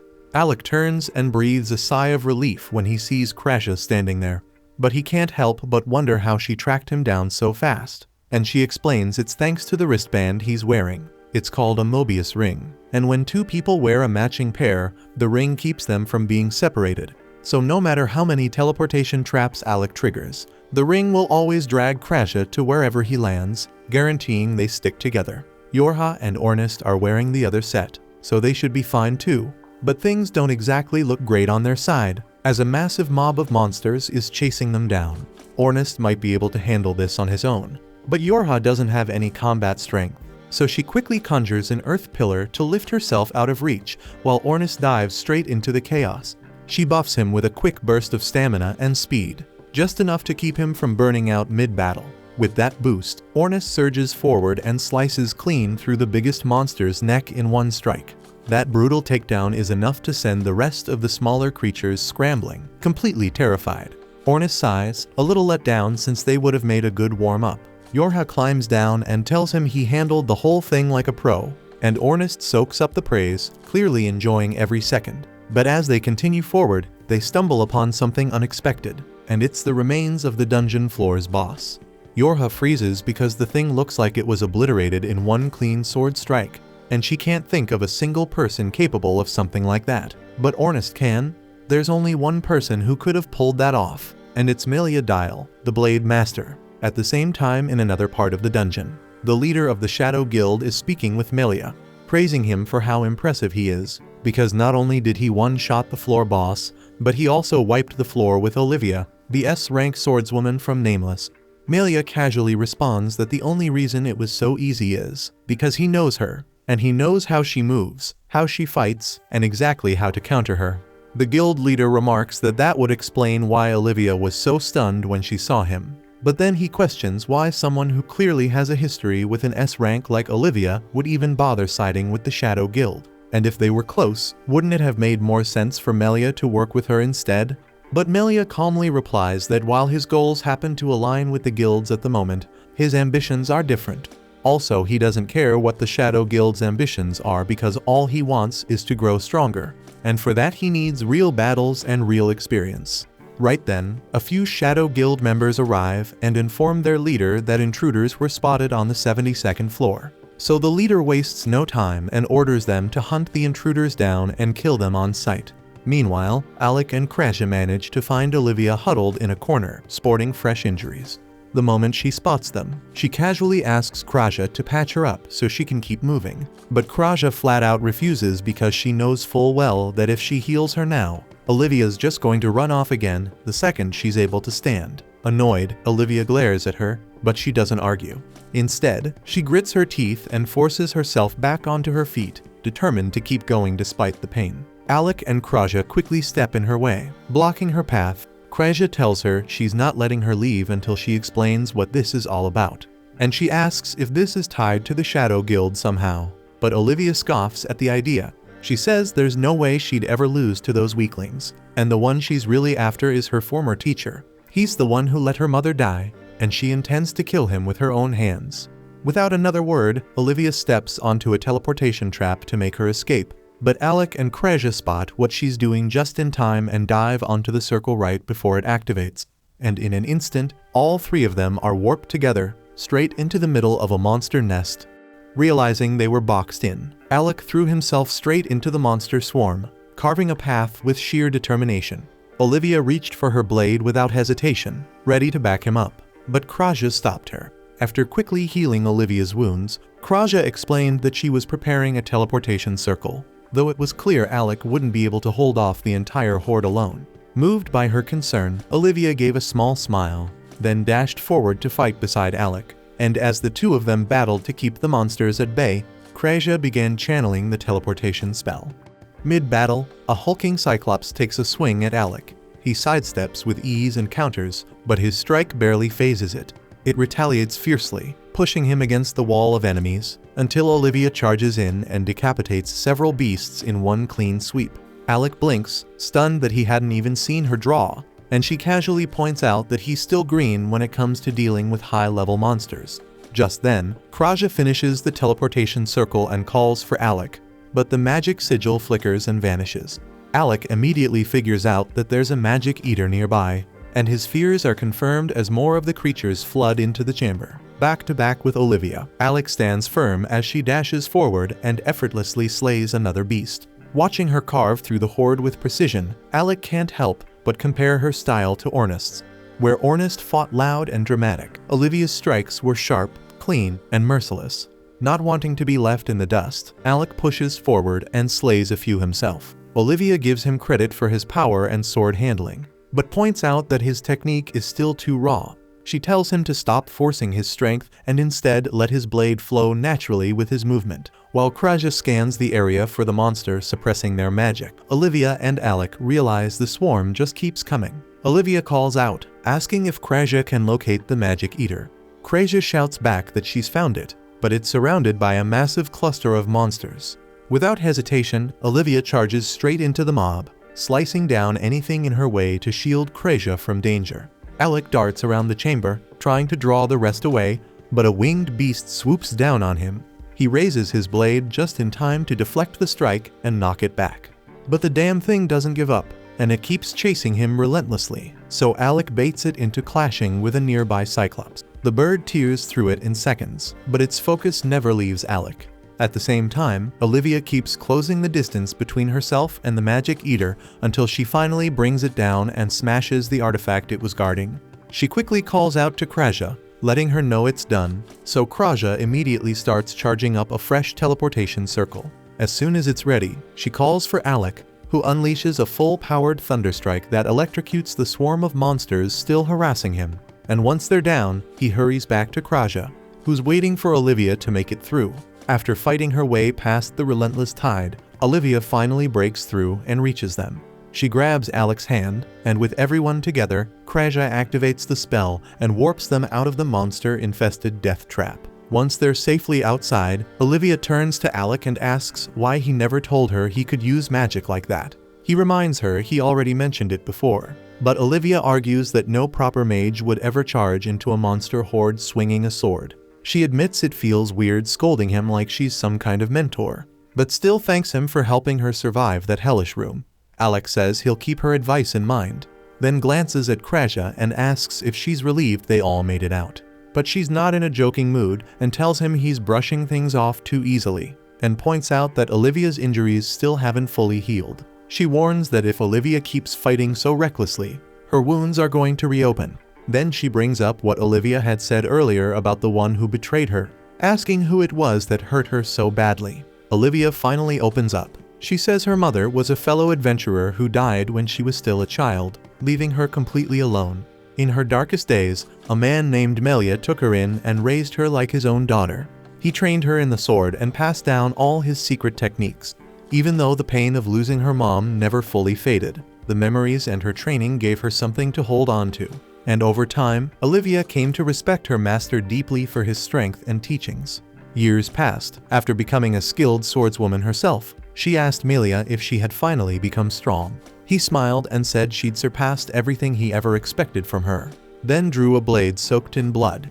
Olivia stood frozen in disbelief as he slashed a deep wound across her back, as she collapsed on the cold dungeon floor, bleeding out. Melia told her he was the one who killed her mother all those years ago. Then he walked away, leaving her broken, abandoned, and stripped of everything she had left. Back in the present, Olivia still feels that gut-wrenching betrayal because Melia had manipulated her into admiring him, all while being the one who shattered her world. Then she turns around and pulls back her clothing, revealing the massive scar etched across her back. To her, that single sword strike didn't just steal her trust, it erased every moment of warmth and every good memory they'd ever shared. Now, all she feels she has left is this cruel reminder carved into her skin. Watching her break, Alec silently drapes his jacket over her shoulders and tells her he knows exactly how that feels. He admits that once, he also thought he'd lost everything, but his friends were the ones who made him realize he hadn't. Olivia, her voice heavy with pain, mutters that she doesn't need anyone. But Alec gently reminds her that even Leorg is out there fighting to avenge her. That silences her, so Kraja steps forward, quietly mentioning that while treating her earlier, she'd noticed countless other bruises hidden across Olivia's body. She admits she can't do anything about the old scars, but promises she'll always be there to help with the new ones, no matter what. Hearing that, Olivia clenches her fists, realizing that both Leorg and Marbel have been doing their best to support her all along. But deep down, she doesn't think they understand how terrifying Melia truly is. In her mind, there's no way either of them can take him down. Alec speaks up firmly and says that if Leorg and Marbel can't do it, then he and Kraja will stand by her instead. Overwhelmed by their sincerity, Olivia's composure finally cracks, and she breaks into tears, so Kraja steps closer and gently kisses her forehead, comforting her until the crying stops. Somewhere deeper in the dungeon, Ornus groans about the endless traps he's been running into. Yorha, clearly annoyed, points out that most of those traps were triggered because of his reckless behavior. Still, she warns him to stay alert because someone has already defeated the floor boss, and that means things could get worse. And while she worries about Alec and Kraja, Ornus shrugs it off, guessing that Melia is probably already on the final floor. He reasons that Melia likely won't bother attacking Alec or Kraja, and Yorha finally starts to relax. But then Ornus catches her off guard by gripping her cap and motioning for her to stay silent. Not far from them, members of the Shadow Guild quietly advance through the dungeon, with their leader casually swallowing a dungeon core. Moments later, Yorha and Ornus intercept them, assuming this crew might be the ones who hurt Olivia. The leader spots them and instantly recognizes potential value, ordering his squad to attack. But it's over in a flash, as Ornus wipes the floor with them in just 2 seconds and ties up the entire group like it's nothing. He steps up to the leader and demands to know what the Shadow Guild is after. But the guy stays tight-lipped until Yorha wraps a poison-lace chain around his neck. Choking under the pressure, the man finally caves and admits they were targeting the dungeon core on the final floor. Yorha then questions if he knows Melia, so the man confirms and adds that Melia's power is leagues beyond theirs. Realizing these guys aren't the real threat here, Ornest tells Yorha it's time to press forward and catch up with Alec. Just as they start to head out, the tied-up man smirks and tells Ornest that swallowing the dungeon core wasn't just for show. Ornest stares in confusion, but Yorha suddenly picks up on a strange vibration echoing through the dungeon walls, but she can't trace its source, so she quickly tells Ornest to be quiet, but it's already too late as the entire room starts violently shaking. From the ground, the man grins, announcing that the core gave him full control over the dungeon. The tremor intensifies, and the earth cracks open beneath them. Yorha stumbles, and a massive chasm tears through the floor, and one by one, the Shadow Guild members tumble into the abyss.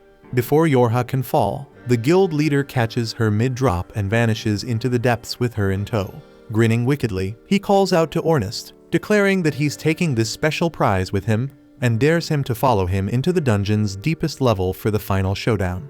Elsewhere, Olivia is caught off guard when she finds out that Alec once served as Galdana's imperial court magician. He tells her that despite the title, most of his magic was self-taught during childhood, and after losing both his parents early on, he had nothing else to do but practice relentlessly. And as Olivia quietly thinks that Alec is way more suited for adventure than political duties, Kreja suddenly stops in her tracks. She explains that before entering the dungeon, she and Yorha had agreed to regroup at this spot if anything went wrong, but since Yorha hasn't shown up, Kreja suspects she's run into trouble. Right then, they spot a massive chasm tearing through the ground ahead. Curious and concerned, they move closer, and Olivia spots something inside and immediately jumps in, snatching Yorha's cap, which Alec recognizes instantly. Elsewhere, Yorha regains consciousness surrounded by the Shadow Guild and demands to know why they spared her life. Gloria smirks and tells her it's a secret, mocking her for acting like she's in control. From nearby, Melia scolds him to quit fooling around, but Gloria insists he was just kidding. Suddenly, Ornest bursts into the room and smashes the core eater in one swift blow. Gloria springs up to engage him, yelling at his partner to keep moving. The core eater, stunned that Ornest found them, quickly realizes the tracking was possible because of the bracelets they were both wearing. As he rips Yorha's bracelet off her wrist, Ornest asks why he was so eager to capture her. The man refuses to answer, knocks Yorha out, and hauls her away. Ornest threatens to tear him apart if he lays a finger on her, but the core eater doesn't even flinch and bolts alongside Melia. Then Gloria blocks Ornest from giving chase and remarks that Ornest won't be easy to beat. During the clash, Ornest observes that Gloria's sword, despite its power, isn't a genuine artifact. Trusting his spear, Ornest smashes Gloria's weapon and drives it straight through his gut. As Gloria crashes to the ground bleeding, Ornest turns to pursue Melia, but Gloria suddenly erupts in a deranged scream. Lying there drenched in blood, Gloria cries out that Melia is a heartless bastard for dragging him into something so reckless. Swearing revenge, he rages that he'll slaughter them all, and as Ornest turns to finish the job, Gloria raises both hands, summoning a demonic force that absorbs his blood and rapidly closes his wounds. His broken blade reshapes itself through the dark energy, and with a chilling grin, Gloria warns Ornest that he's about to bring his life to an end. Ornest instantly catches on that this dude might be a serious threat because he's never come across magic like this before, not even among healers who could patch up their teammates mid-battle.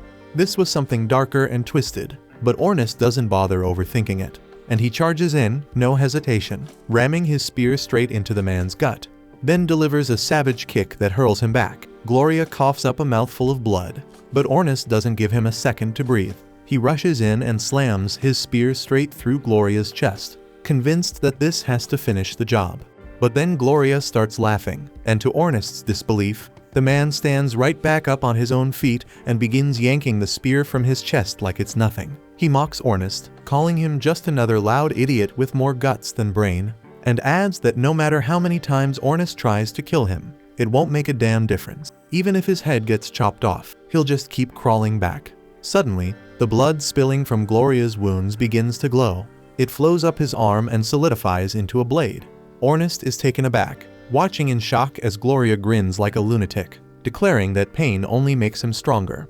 The more damage he takes, the tougher he becomes, so poking him with that toy of a spear won't get Ornest anywhere. Then with a roar, Gloria slams the blood blade downward with monstrous force. Ornest narrowly dodges, but the sheer power behind the strike leaves him rattled. Before he can fully recover, Gloria cuts him across the body in a fast, clean motion, tearing open multiple wounds.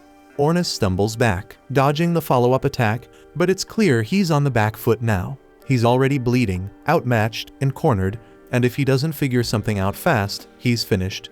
But before any plan can form, Gloria conjures up a blood-soaked whip and lashes it straight across Ornust's face.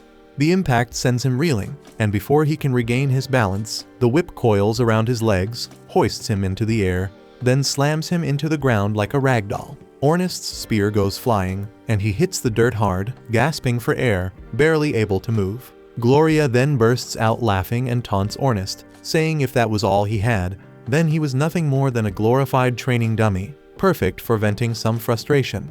Then Gloria throws his head back and cackles like a man possessed, telling Ornust to prepare himself, because this was where his story ends. But right then, Ornust digs deep and finds every last shred of strength left in his body. Gritting his teeth, he forces himself back on his feet and growls at Gloria to shut that ugly mouth of his, because he's not the one dying today. Gloria looks him over, battered and bleeding, and just bursts out laughing. But as Ornust steadies himself, he recalls that Alec once told him that sometimes you've got to fight without your weapon. And for the first time, Ornust decides to take that advice seriously. He calls out to his spear, and it instantly reacts, rising into the air and rocketing toward Gloria like a missile. Gloria jumps aside with a sneer, mocking him for thinking he'd fall for a cheap trick like that. But the opening was all Ornust needed, because he charges in while Gloria's still distracted and lands a clean punch across his face, sending him crashing to the ground. As Gloria reels from the hit, Ornust flashes back to the very first time he ever sparred with Alec. Alec was a mage, but insisted on going toe-to-toe in a straight fight, no magic allowed. Ornust called him nuts for even trying, thinking it would be a one-sided beatdown, but Alec was the kind of guy who got good at anything he put his mind to. They clashed hard, Alec wielding his mana-forged blade, while Ornust came at him with rapid spear jabs and brutal swings. To Ornust's surprise, Alec actually held his own, and even managed to force Ornust onto the defensive at times. But Ornust wasn't one to back down easy, so he ramped up the pressure and gave it everything he had. At one point, while winding up for a heavy strike, Ornust's spear suddenly slipped from his grip and got lodged in the nearby wall. Both of them froze for a second, wide-eyed, but Ornust didn't hesitate, and he rushed in with his fists instead, catching Alec off guard. Just as things were heating up though, their furious teacher stormed in and shut the whole thing down. As punishment, they were both stuck in the garden for the rest of the day, yanking weeds under the blazing sun. That afternoon, after hours of pulling weeds, the two of them slumped onto the grass and watched the sun dip below the horizon. That's when Alec turned Ornust and said he was seriously impressed, because he never expected Ornust to recover that fast, and he was sure he would have lost if the teacher hadn't interrupted, and Ornust had just smiled back, quietly proud like always. Snapping back to the present, Ornust watches as Gloria starts to stand again. Not about to give him a second to breathe, Ornust rushes forward, throwing a solid right hook, but Gloria crosses his arms and catches the blow with a tight guard. Ornust doesn't stop and hammers away, fist after fist, each strike hitting harder than the last. The pressure mounts, and Gloria's guard begins to crack until finally it shatters. Ornust lands two fast punches to the face, then slams a brutal uppercut that launches Gloria straight into the wall like a wrecking ball. Ornust yells at him to get back up, shouting that if stabbing makes him stronger, then fine, he'll just beat him senseless with his fists instead. But before he can follow up, Gloria slowly rises to his feet again. This time though, he doesn't charge in. He pulls two blood-forged daggers straight from his arms and slashes himself across the gut. The gushing blood fuels his power, and a massive magic circle forms above his head, swirling into a cyclone that starts roaring toward Ornust, ready to tear him apart. Realizing there's no escaping that kind of magic, Ornust braces himself, accepting whatever comes next. But just then, Alec leaps between them and unleashes his reflection spell, bouncing the entire attack back at Gloria. Ornust stares in shock, then thanks Alec, admitting he would have been toast if he hadn't stepped in at just the right moment. But before they can exchange another word, Gloria steps out of the flames, burned, wounded, but still standing. Olivia's eyes narrow as she immediately identifies him as a blood mage. Troubled, she declares she'll try to put him down quickly. But then Ornust turns to Alec and admits he failed to protect Yorha. and she was taken by the Blade Master and some cocky bastard right in front of him. Kraja, confused and furious, asks what the hell the Shadow Guild would want with Yorha, but Ornest's certain they knew exactly who she was because the cocky bastard even said her name. He urges Alec and the others to chase after her while he holds off the Blood Mage here, but Kraja shuts him up and uses her healing magic to ease his pain. Right then, Gloria lashes out again, launching more attacks their way. Alec manages to reflect them once more, giving Kraja and Olivia the window they need to slip past and run after Yorha.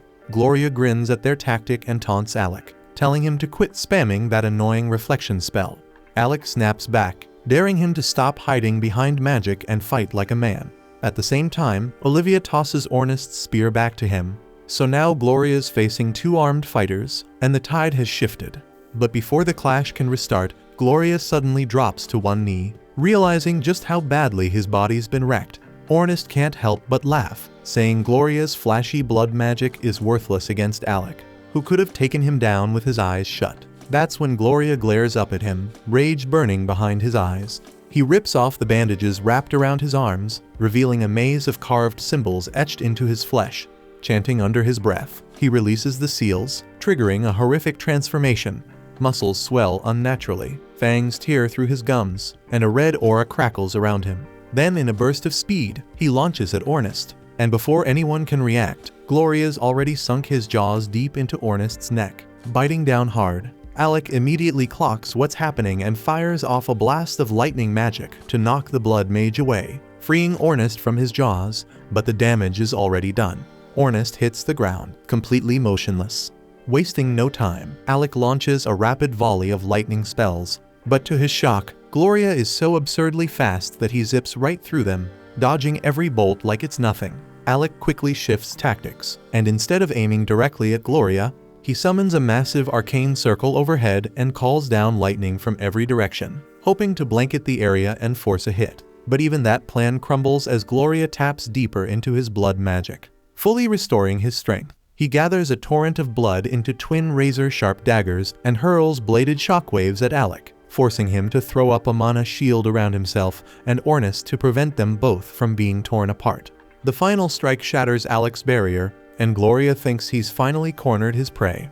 Just as he prepares to finish Alec off, he notices that Ornest's body is gone. He then spins around and sees Ornest leaping at him, spear in hand, going for the kill.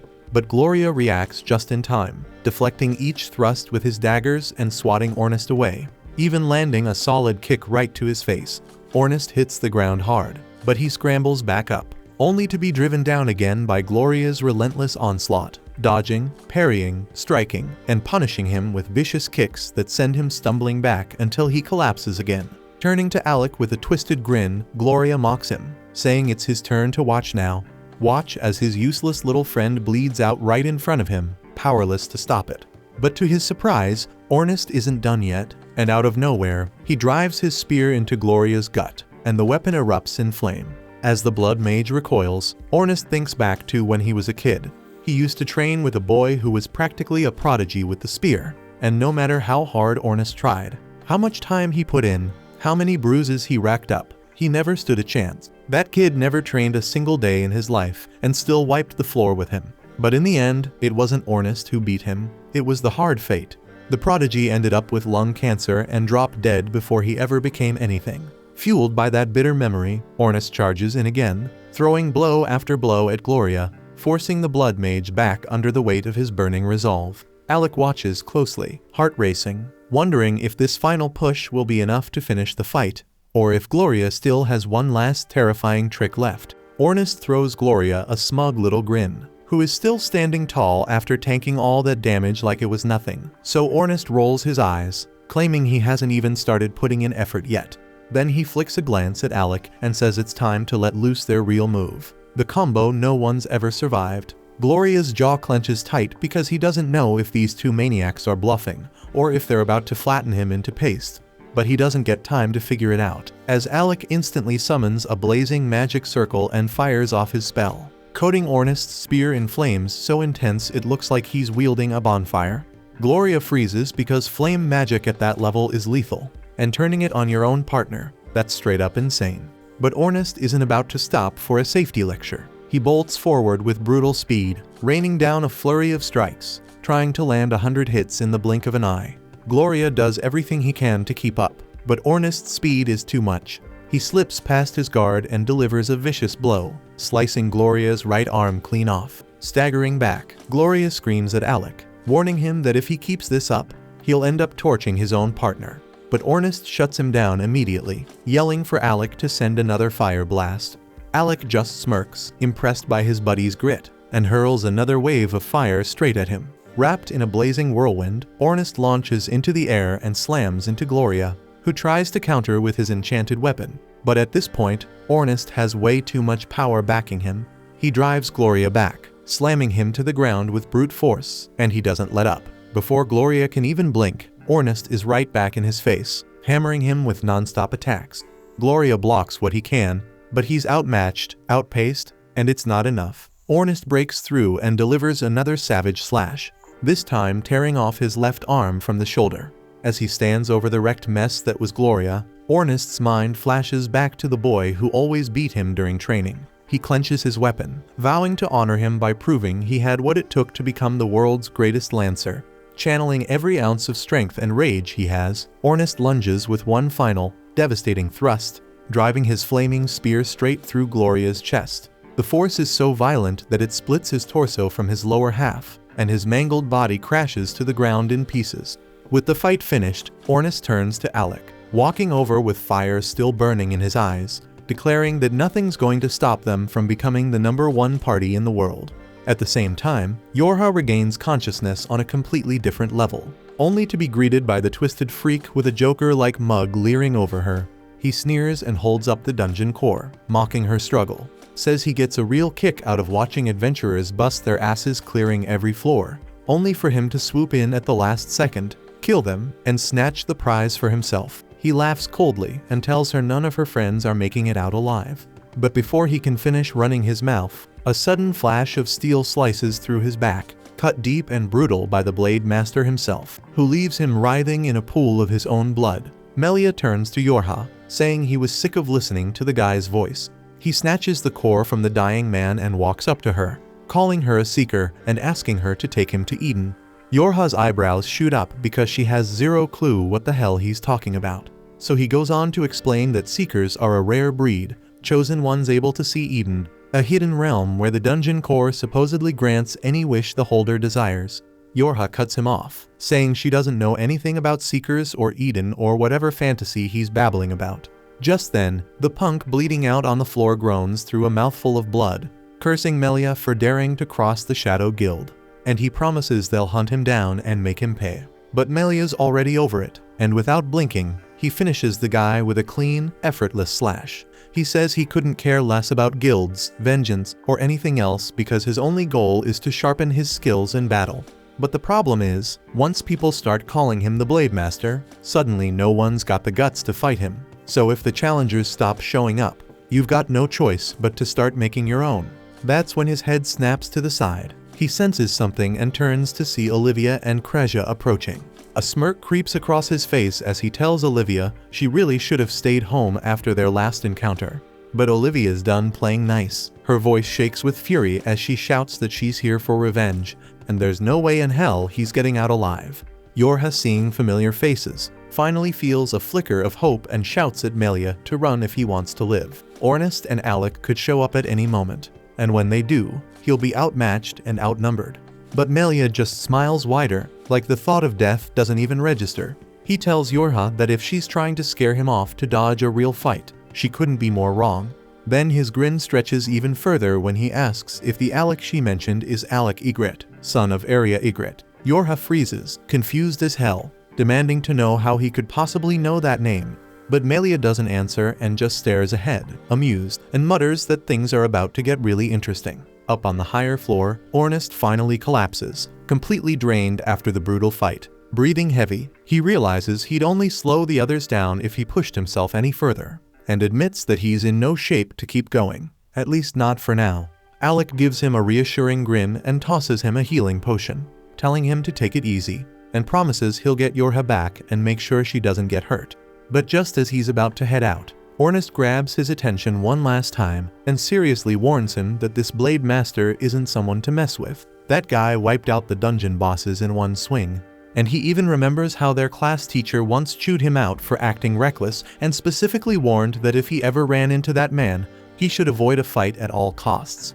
But Alec just chuckles, telling him not to stress because he never makes a move without thinking it through. With that, he vows to bring the girls back in one piece, then vanishes in a flash, while Ornest leans back on the floor, finally letting himself rest. Meanwhile, down on the lower floor, Olivia charges straight at the Blade Master, her eyes burning with rage as she screams that she'll make him pay for what he did to her mother. But just as she's about to reach him, she suddenly shifts direction, vaults into the air, and grabs Yorha, pulling her out of harm's way. She drops her off safely and immediately shouts for Krasia to attack. Without missing a beat, Krasia unleashes her Arrow Rain spell, summoning a storm of glowing arrows that rain down all at once. But Melia doesn't flinch and calmly raises his cloak, and just like that, every single arrow shatters on impact, like they were nothing. He grins as he looks over at the three of them, amused, but the girls aren't backing down. Yorha throws up her bind spell, trapping him in a net of glowing chains, while Krasia knocks another arrow and readies her bow. But this time Yorha adds flame enchantment to boost the shot even more. Krasia lets the arrow fly and a blazing, spiraling projectile straight at the Blade Master, who's still caught in the bind. But instead of panicking, Melia simply smirks, and in the blink of an eye, his sword flashes out, cleaving through the chains and slicing the flaming arrow in half like it was paper. Krasia stares in shock because that was her ultimate move, amplified by Yorha's magic, so it should have torn through anything. But this man just cut through it like it didn't even exist. Olivia instantly presses the attack and realizes that Melia had already anticipated her move to rescue Yorha. He allowed it to happen on purpose, just to witness their strongest technique and measure exactly how powerful or powerless they really are. In that moment, she finally understands why he's the only person granted permission to operate as a solo S-rank party while everyone else must fight in teams. She slips behind him and swings for his neck, but it's completely useless. Without even turning around, Melia blocks her strike and shoves her backward with ease. Olivia snarls that she'll be the one to take his head tonight and make him pay for every bit of pain he's caused her. Melia doesn't even acknowledge her threat. Instead, he coldly remarks that there must be an exceptional healer in Fizzle, since the injuries he inflicted on her would have pushed most healers to their absolute limit. The sudden shift in his tone catches Olivia off guard. He continues, saying she's found herself some capable allies, and that the archer enhanced by Yorha's support magic showed genuine promise. But his expression hardens as he adds that sadly, they will never live long enough to reach that potential. To him, they're nothing more than children pretending to be adventurers. He turns back to Olivia, sneering as he calls her a disgrace, saying he's thoroughly disappointed in how weak she's become, and asking whether she ever learned a single thing from him. He tells her she won't be getting any more chances to train because he's about to teach her one final lesson, and it's death. A freezing chill runs through Olivia as memories flood back of how, for most of her life, he was like a father to her, guiding her, shaping her, telling her she might even surpass him one day. That realization only fuels her rage further. She explodes forward with fury in her eyes, slashing at Melia with everything she has. But he stops her blade effortlessly, then smashes the back of his sword across her face without hesitation. But he doesn't stop there, and follows it with a brutal kick to her stomach that launches her straight into a massive boulder. Krasia can't hold back at the sight of it, and instantly fires an arrow at Melia.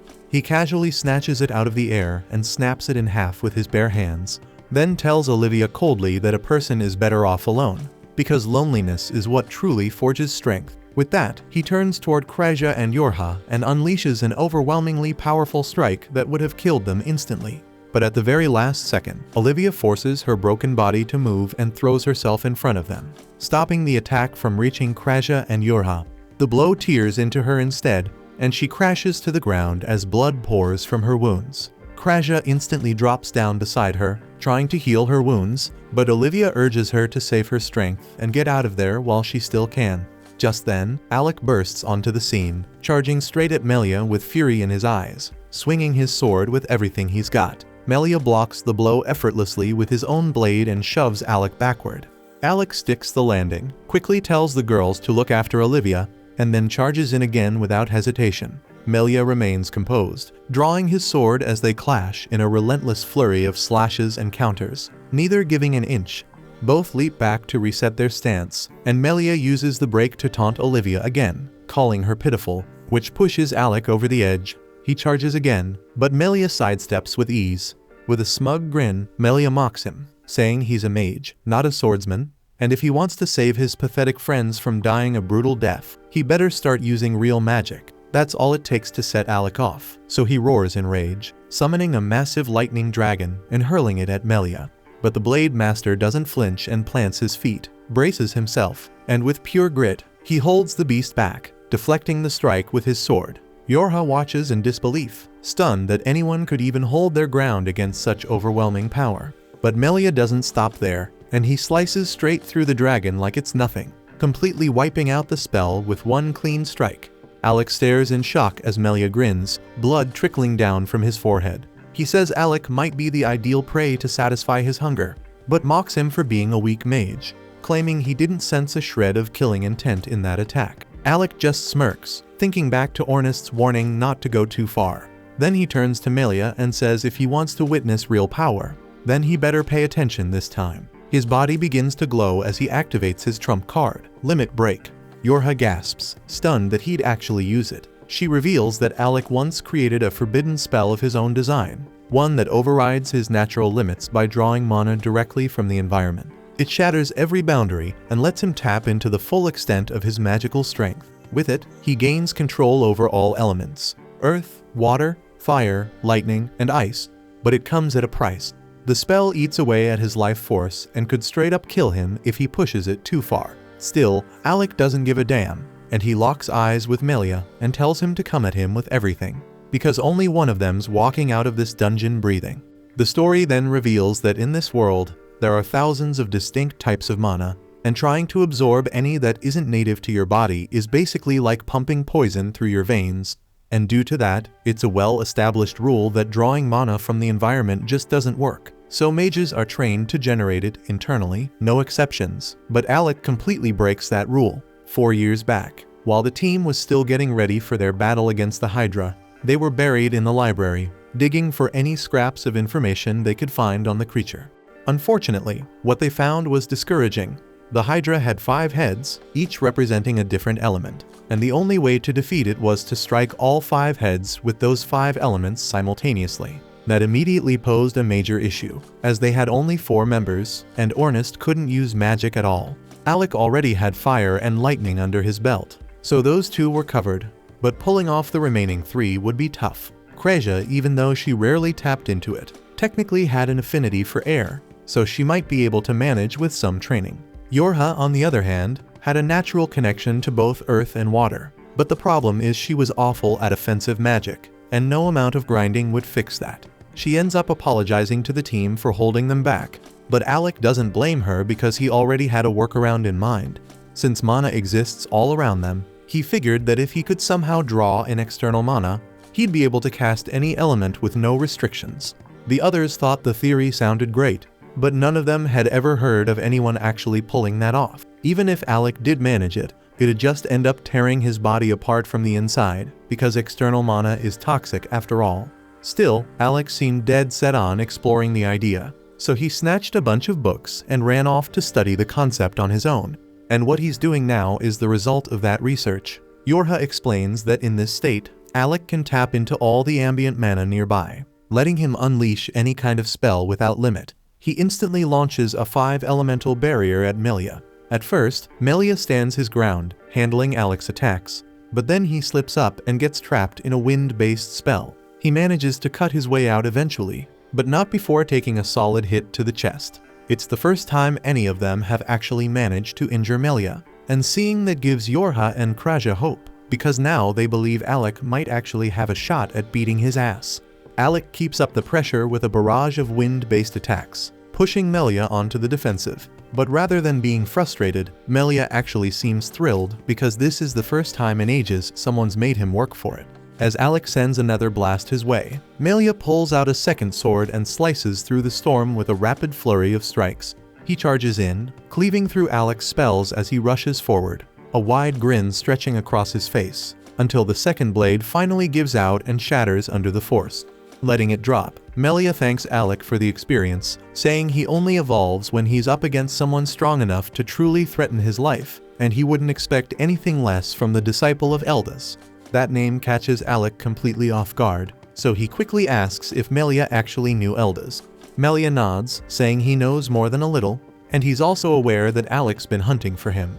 But in his opinion, that search is a mistake. Maybe Eldas wants to be found, but Alec definitely isn't the one meant to do it. Melia guesses there's a lot Eldas kept from Alec, like the real story behind his mother's death. Alec probably grew up believing she died of some illness or plague. But Melia makes it clear that a woman like her wouldn't go down from something so trivial. Alec demands an explanation, but Melia just smirks and tells him the truth will reveal itself eventually. For now, he's had enough of talking. It's time to get back to the fight.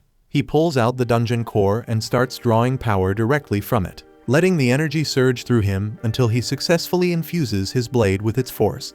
Now more fired up than ever, Melia's itching to find out how long Alec can keep that limit form going, because there's no way he can hold it forever. Elsewhere in the dungeon, Ornest is explaining Alec's limit break to the others.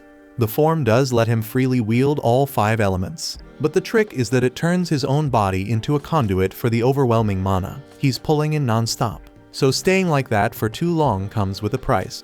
Ornest tries to stand, determined to get to Alec's side, but his injuries are too severe. His legs give out, and he hits the floor. He's clearly not going anywhere anytime soon.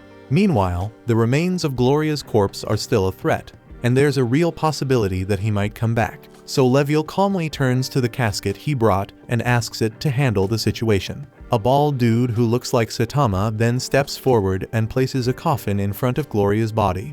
And with a flick of his hand, he activates it, dragging Gloria's remains into what can only be described as a nightmarish limbo. That should be enough to keep him from pulling any resurrection tricks. But down on the bottom floor, things are getting dicey.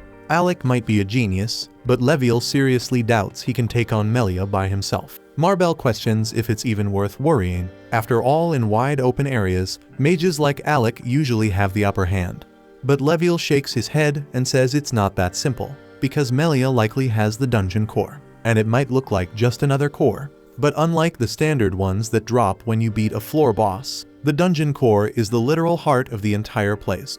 Melia didn't get bumped up to S rank for no reason. He's the only guy in his so-called party, but he was promoted because he's strong enough to match a whole team on his own. He's a master with a blade, but he also knows how to use magic. And once someone absorbs a dungeon core, their mana gets cranked to ridiculous levels. So if Melia already got his hands on it, then Alec's got a serious problem. Back below, Melia unleashes a devastating mana slash straight at Alec. Alec reacts fast and throws up a shield, but the blast is a hell of a lot stronger than he expected, and it crashes through the barrier almost instantly. Thankfully, Yorha jumps in at just the right moment, throwing up a few extra shields that redirect the incoming blast. But Melia's not done, not even close. He keeps up the pressure with more slashes, and Yorha tries to intercept them while Alec makes a run for it. But she can't stop every single one.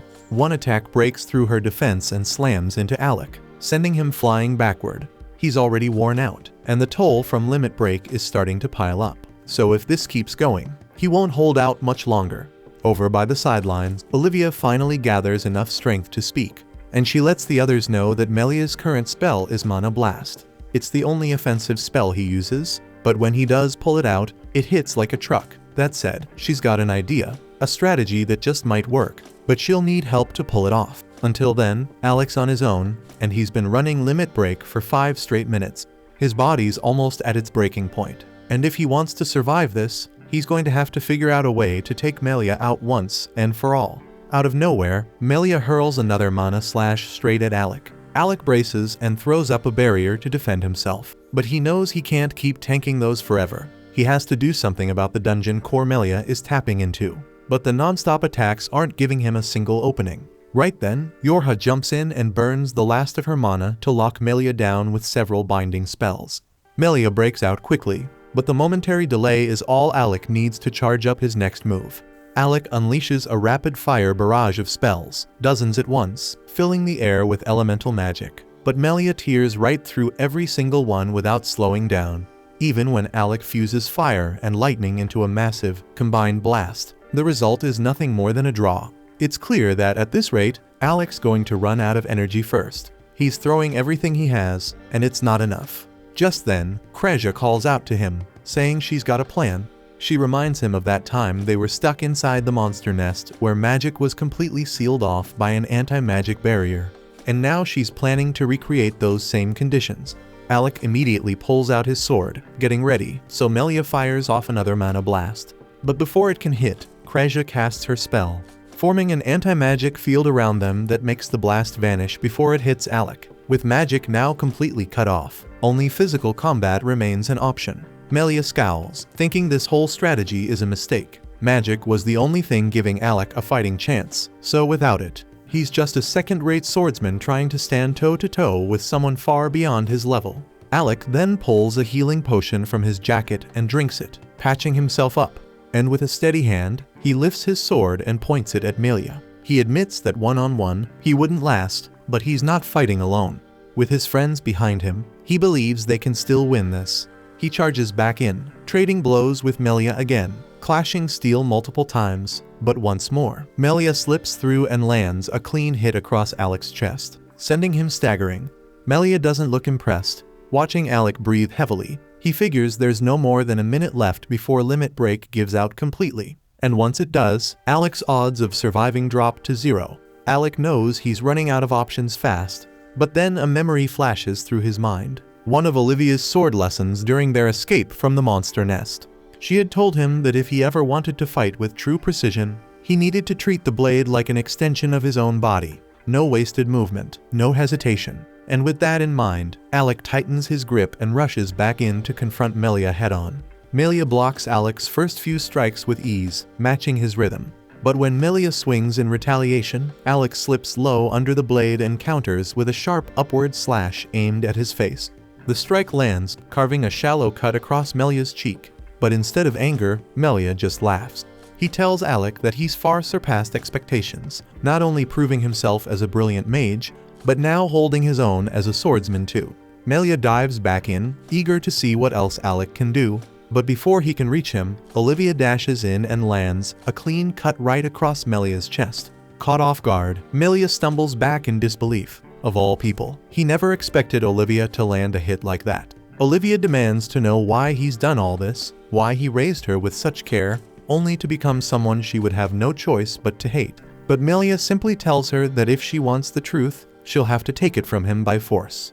With that, both Alec and Olivia launch at him in unison, swords clashing from both sides. But even working together, their technique is still no match for Melia's, and Alec's body is already reaching its breaking point.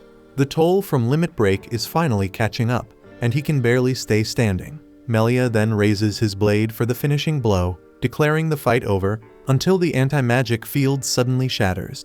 The moment Melia senses the change, he realizes magic has returned. He quickly tries to cast a mana blast at Alec, but Yorha throws up a barrier just in time, stopping his swing in its tracks. Alec uses the opening to fire off a powerful lightning spell. Melia endures the hit and prepares to retaliate, but before he can strike, Olivia jumps in and blocks his sword again, buying Alec just enough time to release a second lightning blast. Melia survives that too, refusing to go down, but in focusing so hard on stopping Alec, he fails to notice Kreja lining up her shot. The moment he turns toward Alec again, Kreja lets the arrow fly, sniping Melia cleanly from across the battlefield. And as Melia stumbles back, he smiles as he realizes that all of that shit was just a distraction and Kreja was the real threat. That concludes this episode. Thank you for watching. If you want to see the next part, be sure to subscribe to the channel and turn on the notification bell.